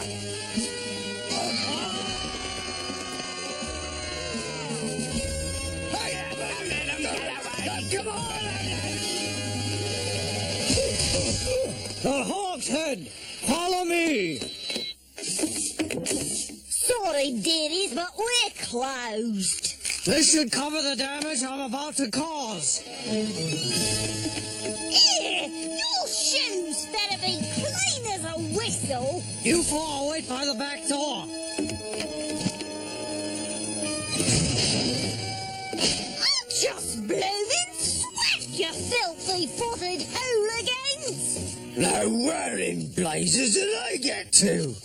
Excuse me, Mr. Wilkins. Are you by any chance familiar with Newton's first law of motion?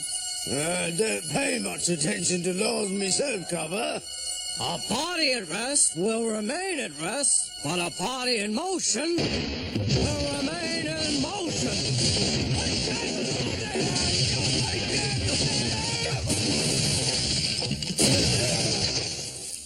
Unless, of course, said body is acted upon by an outside force. Blimey, Murdoch and Wilkins.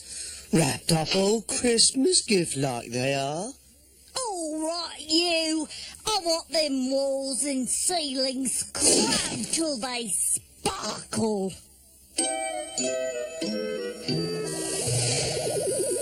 give up, Tannen. I've shown you stuff that would make the Terminator cry.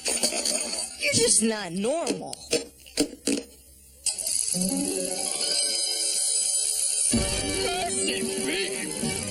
What is this? Oh, that's just what happens to people who live wicked lives, such as yourself. It's a total bummer. Christmas ghost, I beg of thee. Save me from this awful fate. Promise to free everyone from debtor's prison and clear all debts? Indeed, I do so swear.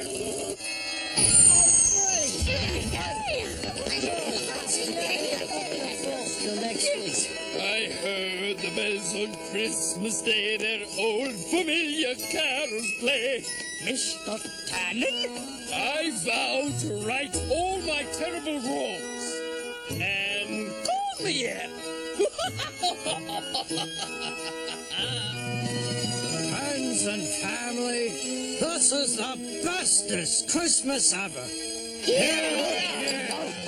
Especially considering that it's July.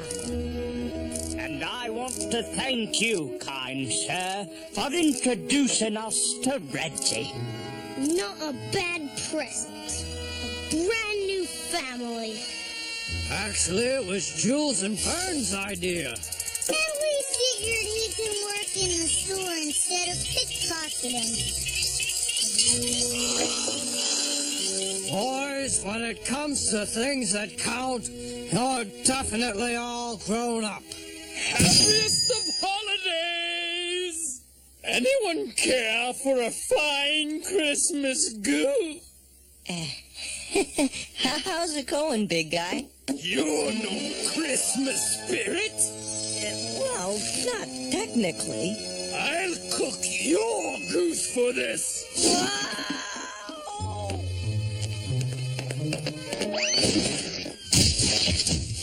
Tell it is figgy pudding. He fell in the figgy pudding. The smell of the piggy pudding. And I hates it. We wish you a Merry Christmas. We wish you a Merry Christmas. We wish you a Merry Christmas. And a Happy New Year. You mean happy old year. It's 1845. Not for long.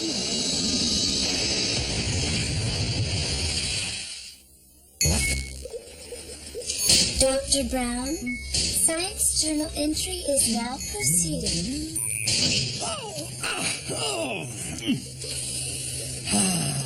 London. Every summer we still return to spend Christmas with our friends. And Reg is getting along tip-top since giving up his days of pickpocketing. Stealing is an unfortunate